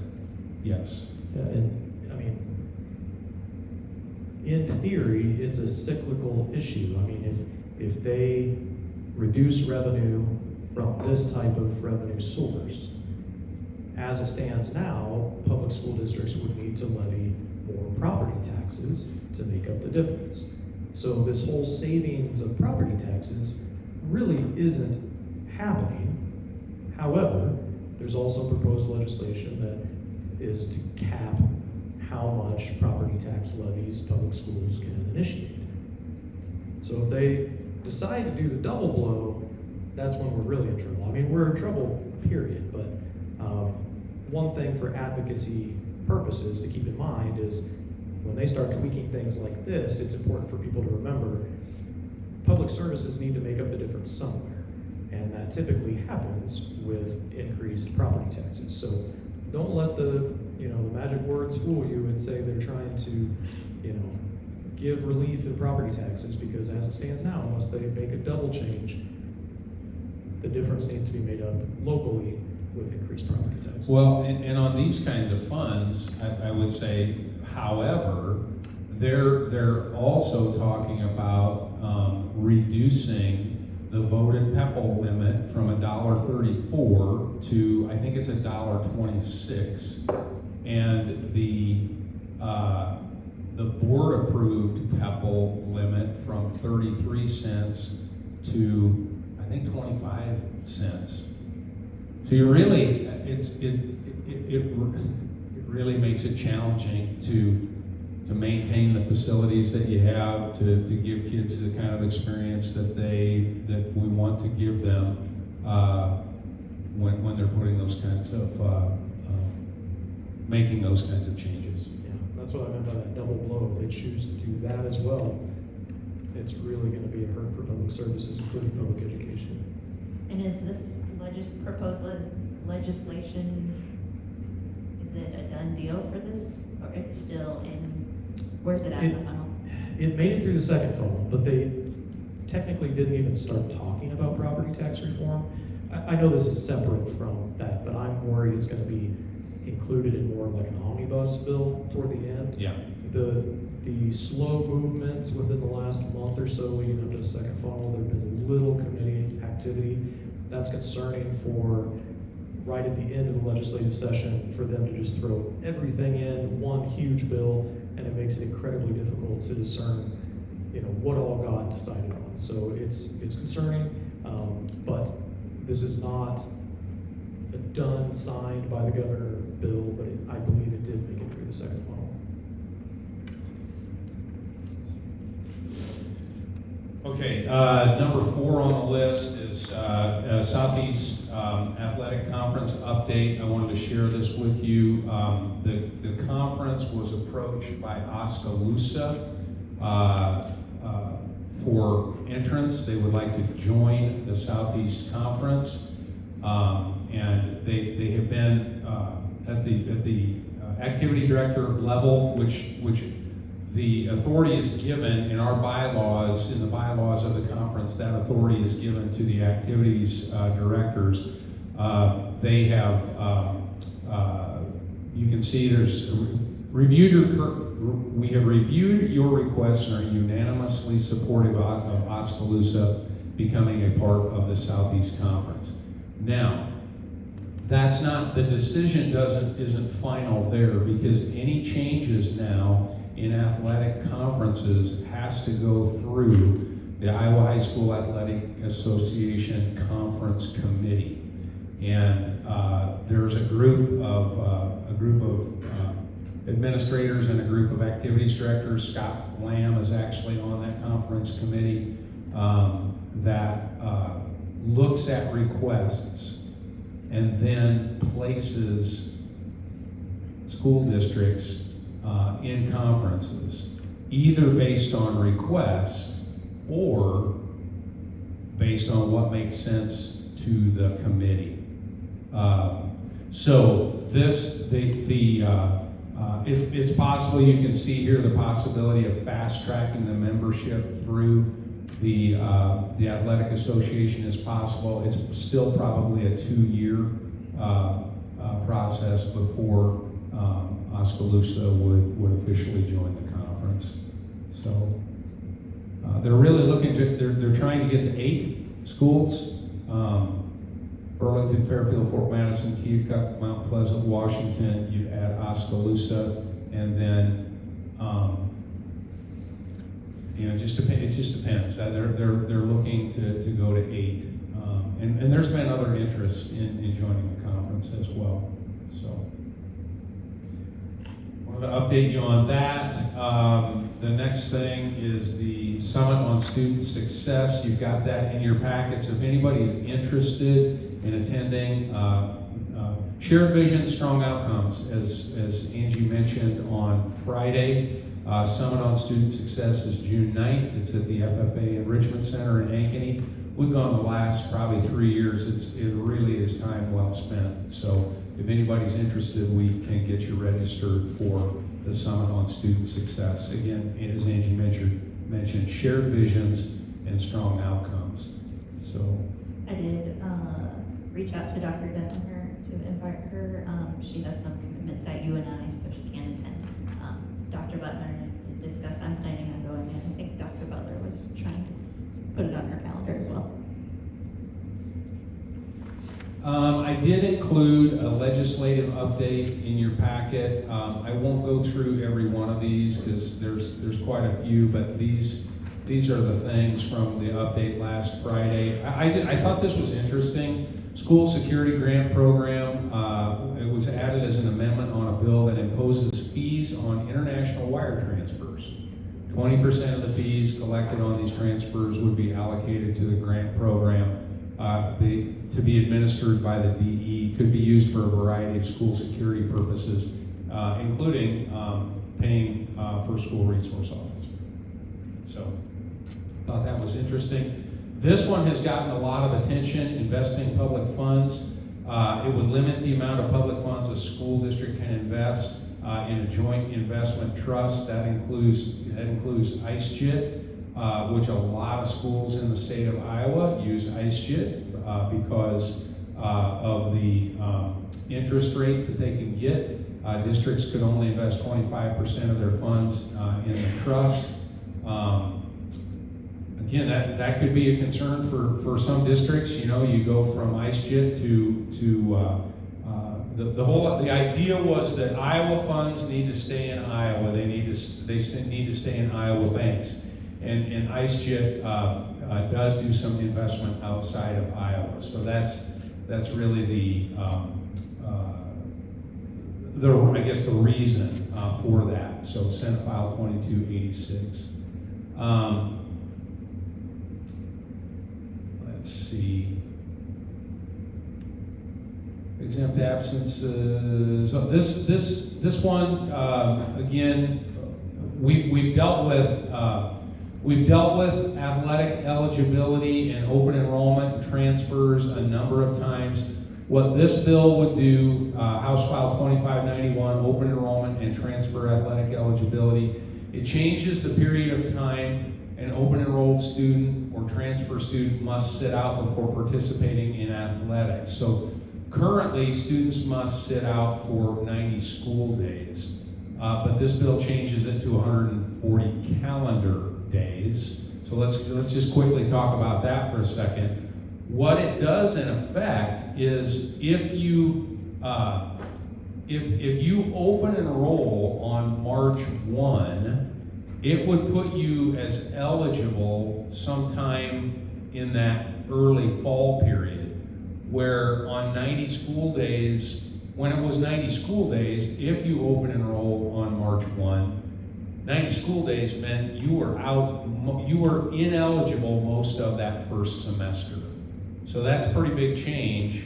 If you open enroll March 1, you're essentially going to be, if this law passes, essentially you would be eligible in the fall, 140 calendar days.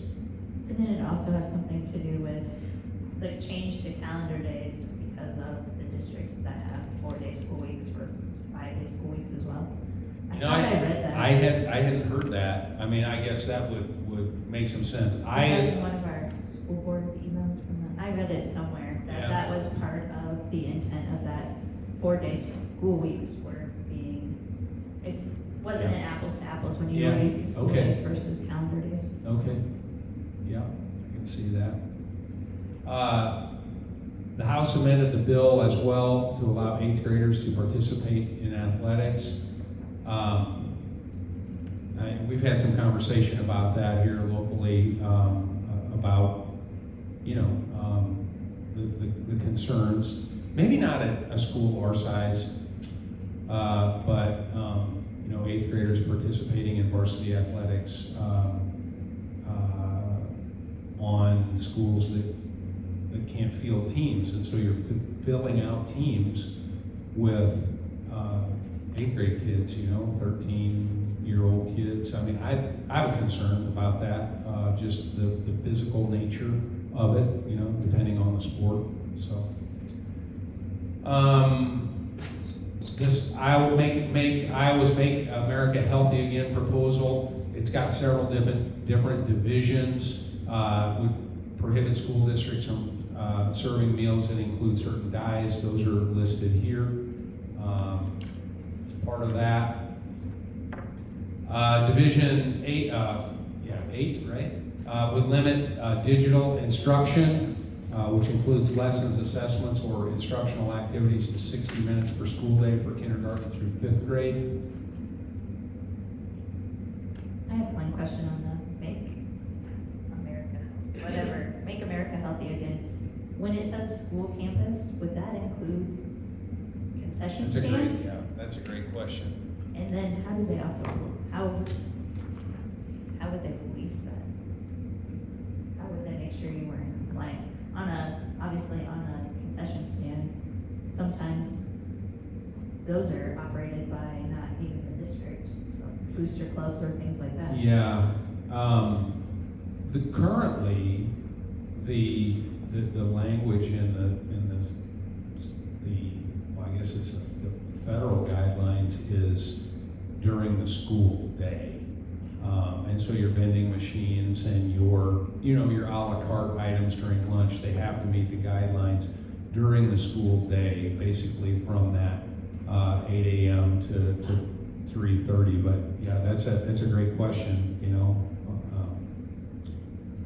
School campus, what does that mean? Look into that. And then Division 9, PE curriculum must include using the presidential physical fitness test to assess students. So that's just, I mean, there's a ton of stuff out there going on legislatively. Those are a few of the things that caught my attention. So, and that's the superintendent's report. Any questions from Mr. Henderson? On to board committee reports. Obviously, we spent a lot of time together last week. Yes, I didn't try it.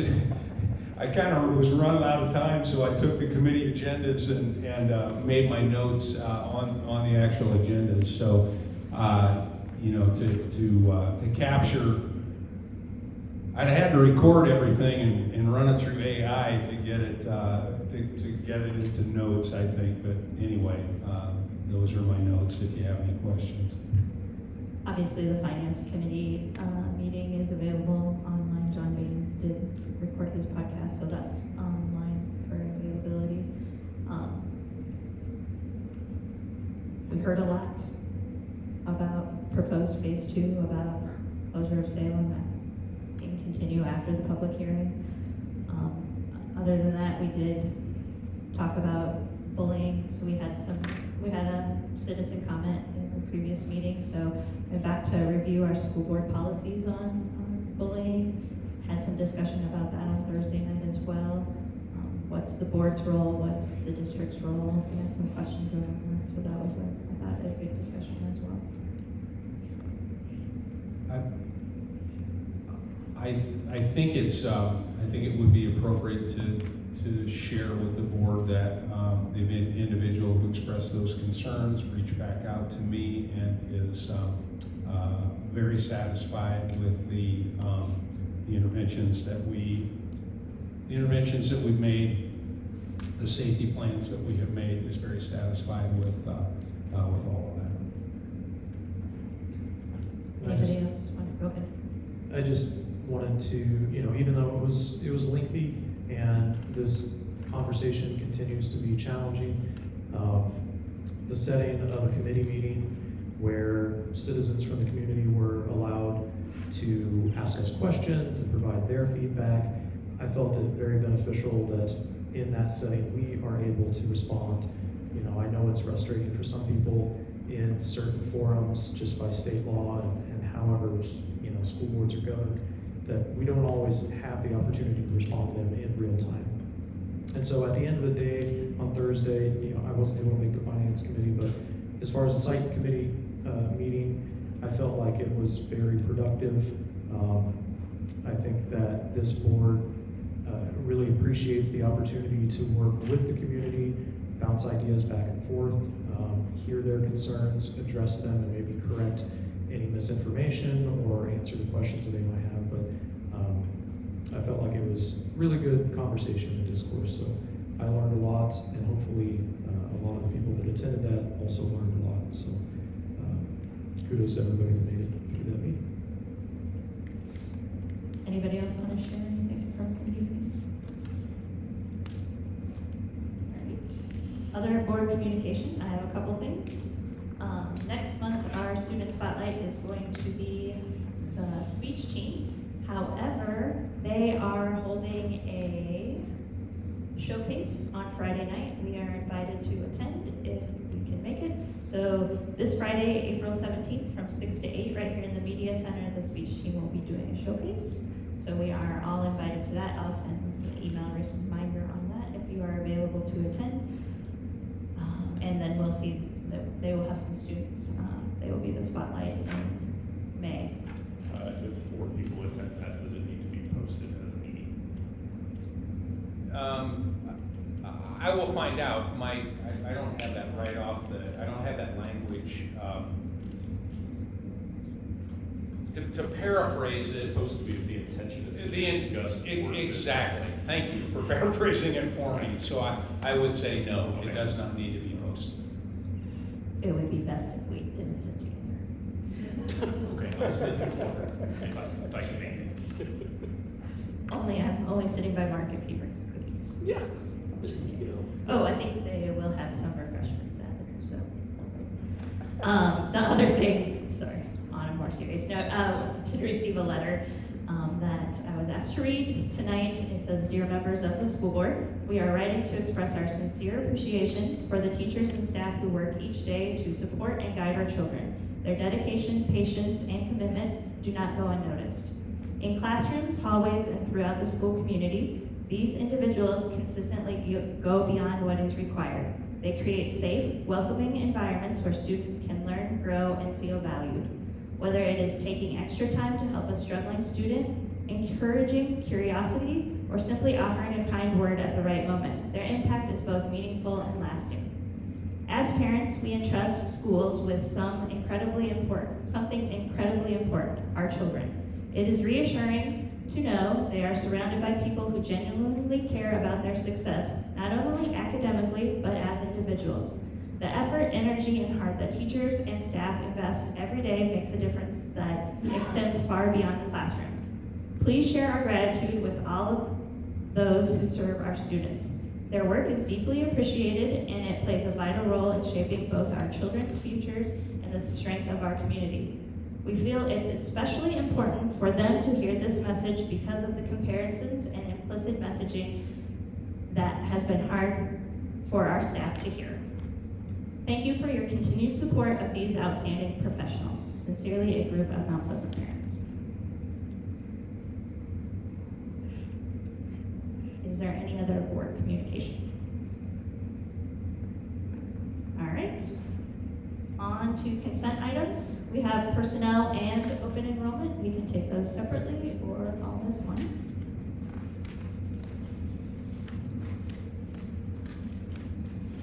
My first year on the board, is it normal to have this many resignations towards the end of the year?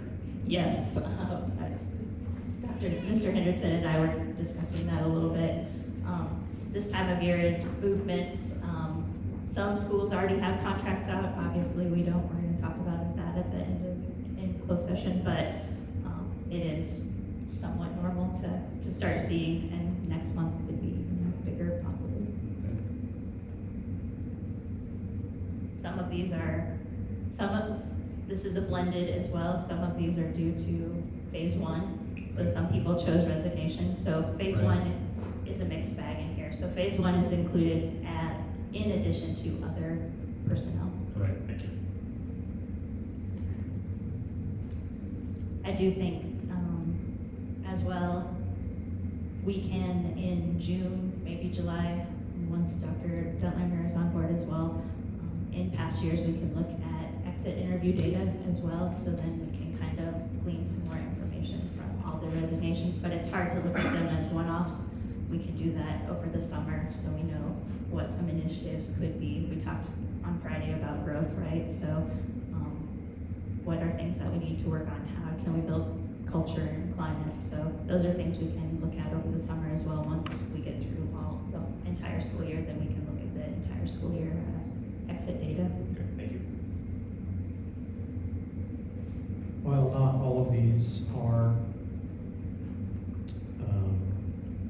because of or in lieu of budget cuts, those that are on there, and even those that aren't a part of it, while it's impossible to express the adequate amount of appreciation to those who have worked tirelessly for our district and, you know, ended up on this list, maybe not because of their own choosing. I hope that they know this was a very difficult decision. And as a board member, this isn't fun, but truly thank you to those who dedicated so much to this district. Any other questions or a motion? Motion to approve personnel and open enrollment. Second. Jessica, roll call? Flint, Yes. Williamson, Yes. Schrader, Yes. Overberg, Yes. Hampton, Yes. Hurd. Yes. We currently have no unfinished business, so we'll move along to new business. Quite a few items. The first item is consideration to approve the fiscal year 2027 certified budget, which we had the second public hearing earlier in the meeting. Would recommend you approve overall levy rate of $11.88. Any other questions about that? Otherwise, motion to approve. So moved. I'll second. Jessica, roll call? Flint, Yes. Williamson, Yes. Schrader, Yes. Overberg, Yes. Hampton, Yes. Hurd. Yes. Next, we have consideration to approve the fiscal year 27 buildings and ground project list. Okay, I'm gonna recommend to you that you approve the list. We've gone through this numbers of times, probably 5 or 6 times, with this exception, because we've had quite a bit of talk about these heat pumps for Old Main. I talked to Chad Vanghouse, Director of Buildings and Grounds. We are going to get a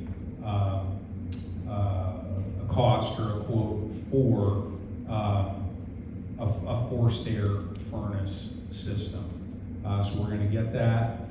We would have to run gas to it. That wouldn't be a cost, but you'd have to go with the forced air. We would install a furnace and then a condenser for conditioning the air. But my recommendation is to you is to approve the list minus the Old Main heat pumps. So we'll come back to that, revisit it. And we can add to this. Sure can, yeah. If we approve the list as is, we could still change the heat pumps to forced air, or we have to approve it as an exception. I'm recommending for right now, we just take it off. Okay. We will take the heat pumps off, and then you'll approve the list without the heat pumps on it. I'll bring back to you either the heat pumps or some kind of a forced air system when I have those numbers. Kevin asked, as we see things, could things be added to this? And the answer to that is yes. There is capacity there in those dollars. There's the contingency dollars that we keep in there as well. So would recommend that you approve minus the heat pumps. I would recommend we notify the renters that why we are doing this. Because I think some of them have heard the heat pumps were going to be approved and now they're not approved. Okay. It might make some renters a little nervous. Sure. So I Makes would sense. recommend that the 2 renters be notified why we are doing this. Okay. Yep. motion to approve the fiscal year 26 buildings and grounds project with the exception of the old main heat pumps while an analysis is done on how to heat and cool the building. Is there a second? Second. Jessica, roll call? Flynn, Yes? Williamson, Yes. Schrader, Yes. Overberg. Yes. Hampton, Yes. Hurd. Yes. Next up, we have consideration to approve the fiscal year 27 physical plant and equipment spending plan. Okay, no changes to this plan. Again, you know, we talked about voted PEPAL and about board-approved PEPAL. That's what these dollars are, physical plant and equipment. So we spent a couple of months on this as well. No changes to this. The reason it wasn't on a previous agenda is because we were taking a look at right here, this Apple lease right now, we would be making payment 2, on July 1, we'll make payment 2 of 3 as our lease payment.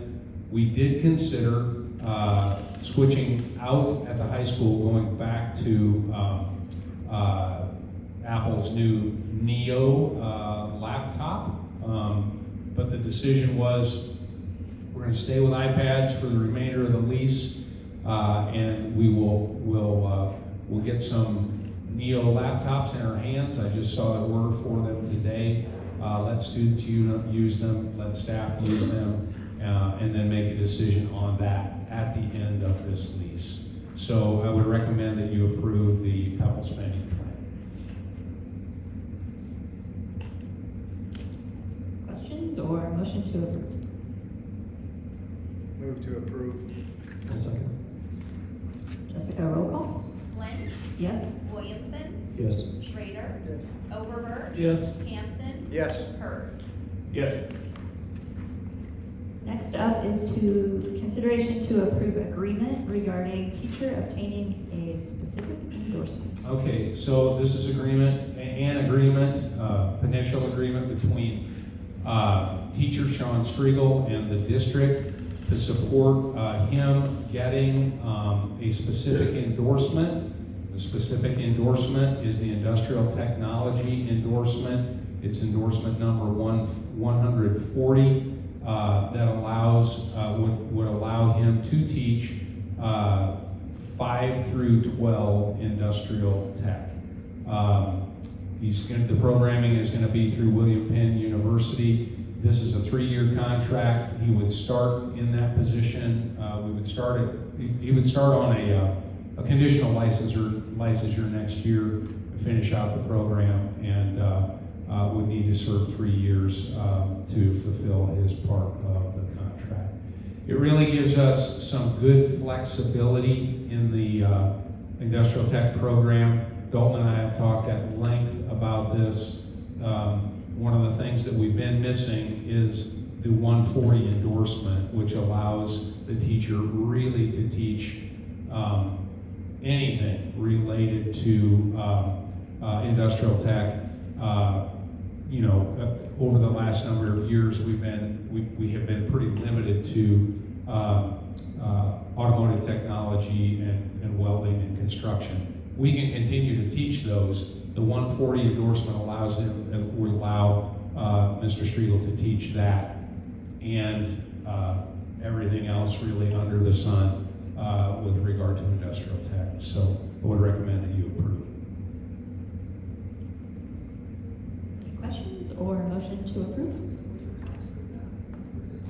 Yep, it's about, based on William Penn's per credit cost, it'll be a total over the 3 years of about $9,000. And is that general fund expenditures? It is a general fund expenditure, yes. And a note that we have struggled to try and find, that's one position that when Mr. Couch resigned the previous year, we weren't having much luck finding anybody. He agreed to come back for this year, obviously, and so. Yeah, it's a hard, listed by the state of Iowa, it's a, how do they term it, a hard to fill position. Extremely hard to fill position. So I in my opinion, and in my professional opinion, it pays benefits. Yes, there is some cost to it, but minimally, you're solid in that position for 3 years and beyond. And of course, Mr. Striegel has been with us for years. He's really excited about taking this job and really developing that program. So that's great for kids, and it's going to be great for kids to have him in there. Aaron, we also did this a couple of years ago on another hard to fill position, teacher librarian.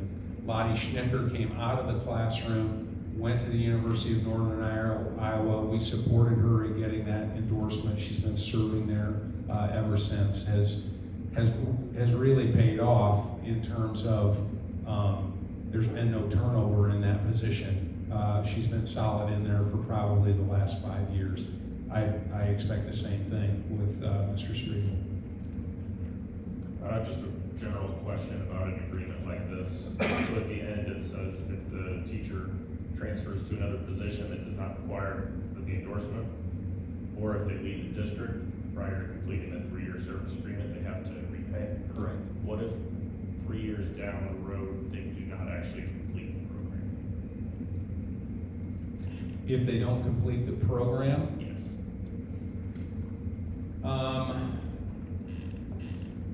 If the agreement is to serve the district for 3 years, I'm just thinking out loud here, that's what the agreement is. Three years of service.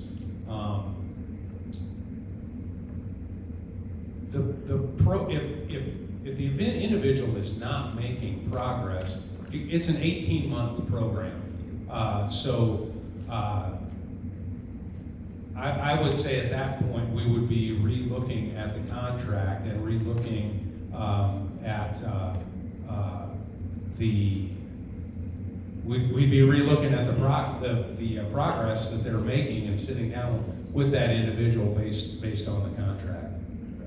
I was just curious because, like, so if we do reimbursement for education at work, if someone does not pass their classes, we don't reimburse. Just Right, I curious think how that works. maybe because number 1 in A says program to be completed no later than January 1st of 2029. Right. So if they fail to do that, it would additionally be, they wouldn't be fulfilling the agreement. It just doesn't call that out in the language of paying it. Yeah, again, it's an 18-month program. Their progress is going to be started this fall. Classes are going to be started this fall. So, yeah, I mean, we have a contract with the individual. If for some reason the individual wouldn't fulfill, then we got the language to get the money back. I certainly do not anticipate that. The agreement was drawn up by our attorney at Allers. This is not my agreement. This is from Allers Law. Yeah, I didn't have a concern with that. I was just curious since that was not specifically called out. Thank you. When do they become accredited? They have to go full 3 years? No, Just as soon as they start? we can get conditional licensure immediately. Yep, we just have to request it, which we will do. Good, man. Yeah. Motion to approve the agreement. So moved. Second. Second. Jessica, roll call. Lentz, Yes. Williamson, No. Schrader, Yes. Overberg, Yes. Hampton, Yes. Hurd. Yes.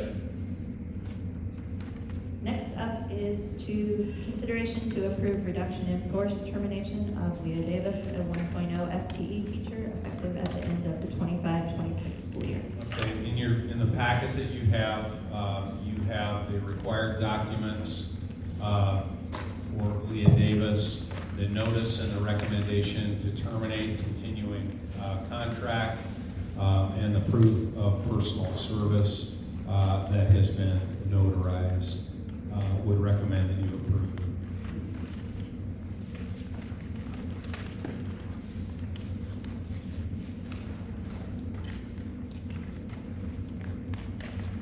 For clarification, why are these separate from the personnel that we approved earlier? We're following the procedures for the termination of a 279, Iowa Code 279 contract. The ones that, the non-renewals that you saw in personnel were non-certified personnel. This is teaching personnel who have continuing contracts as per Iowa Code 279. Okay.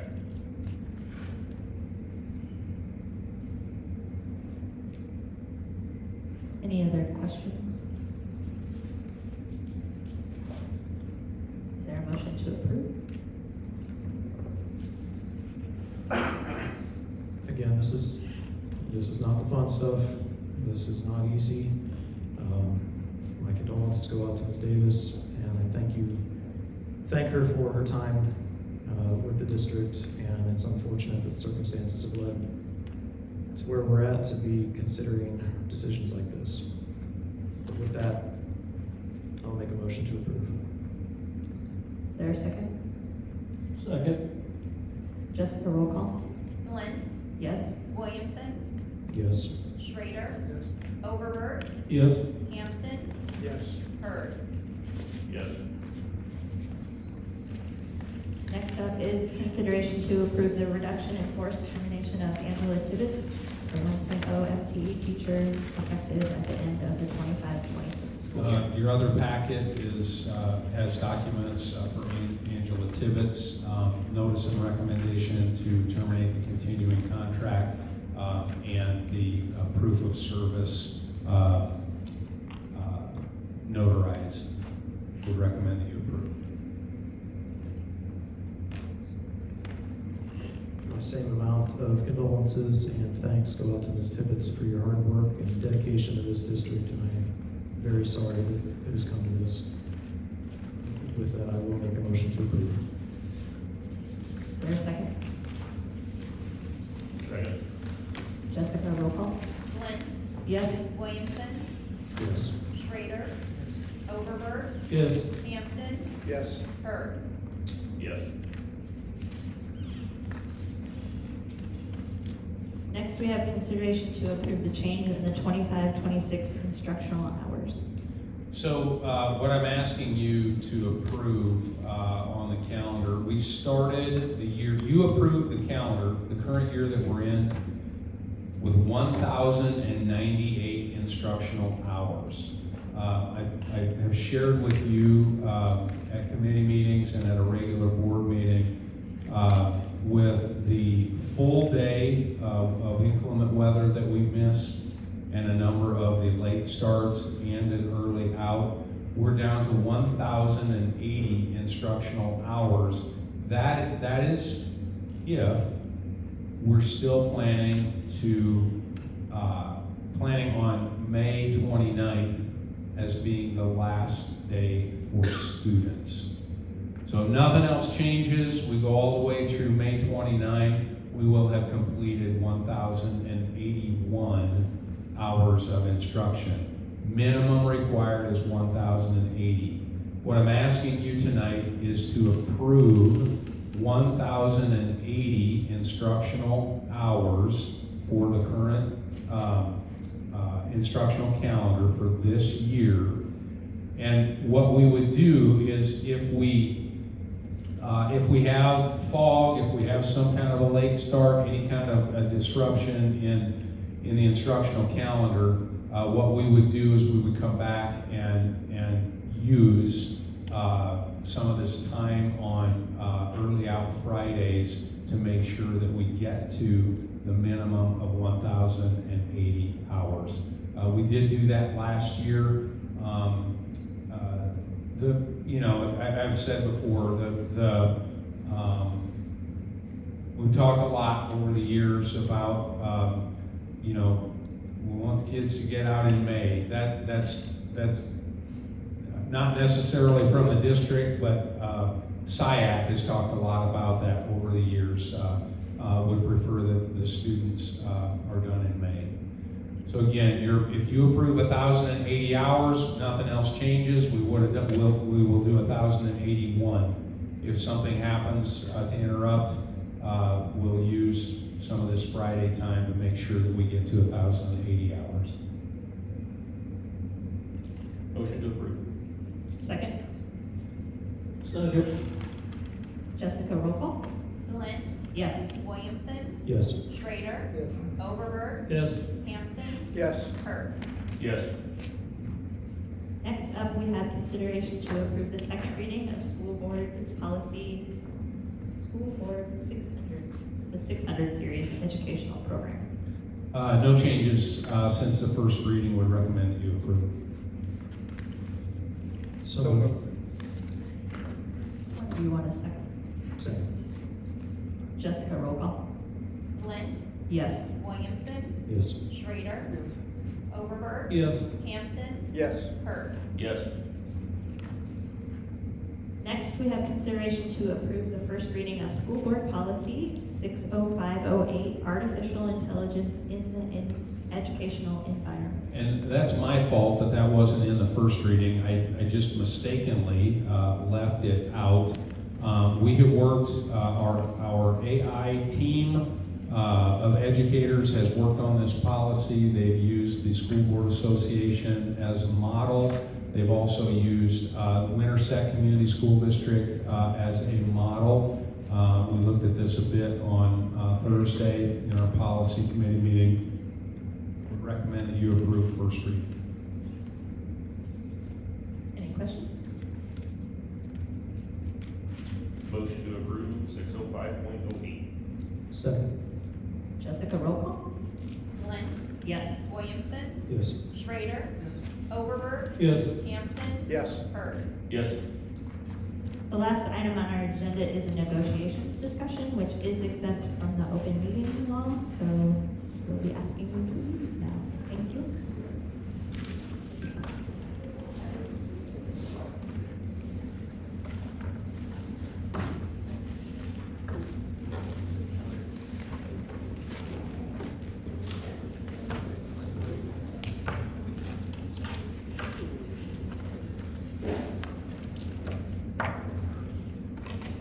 Mark? Yeah.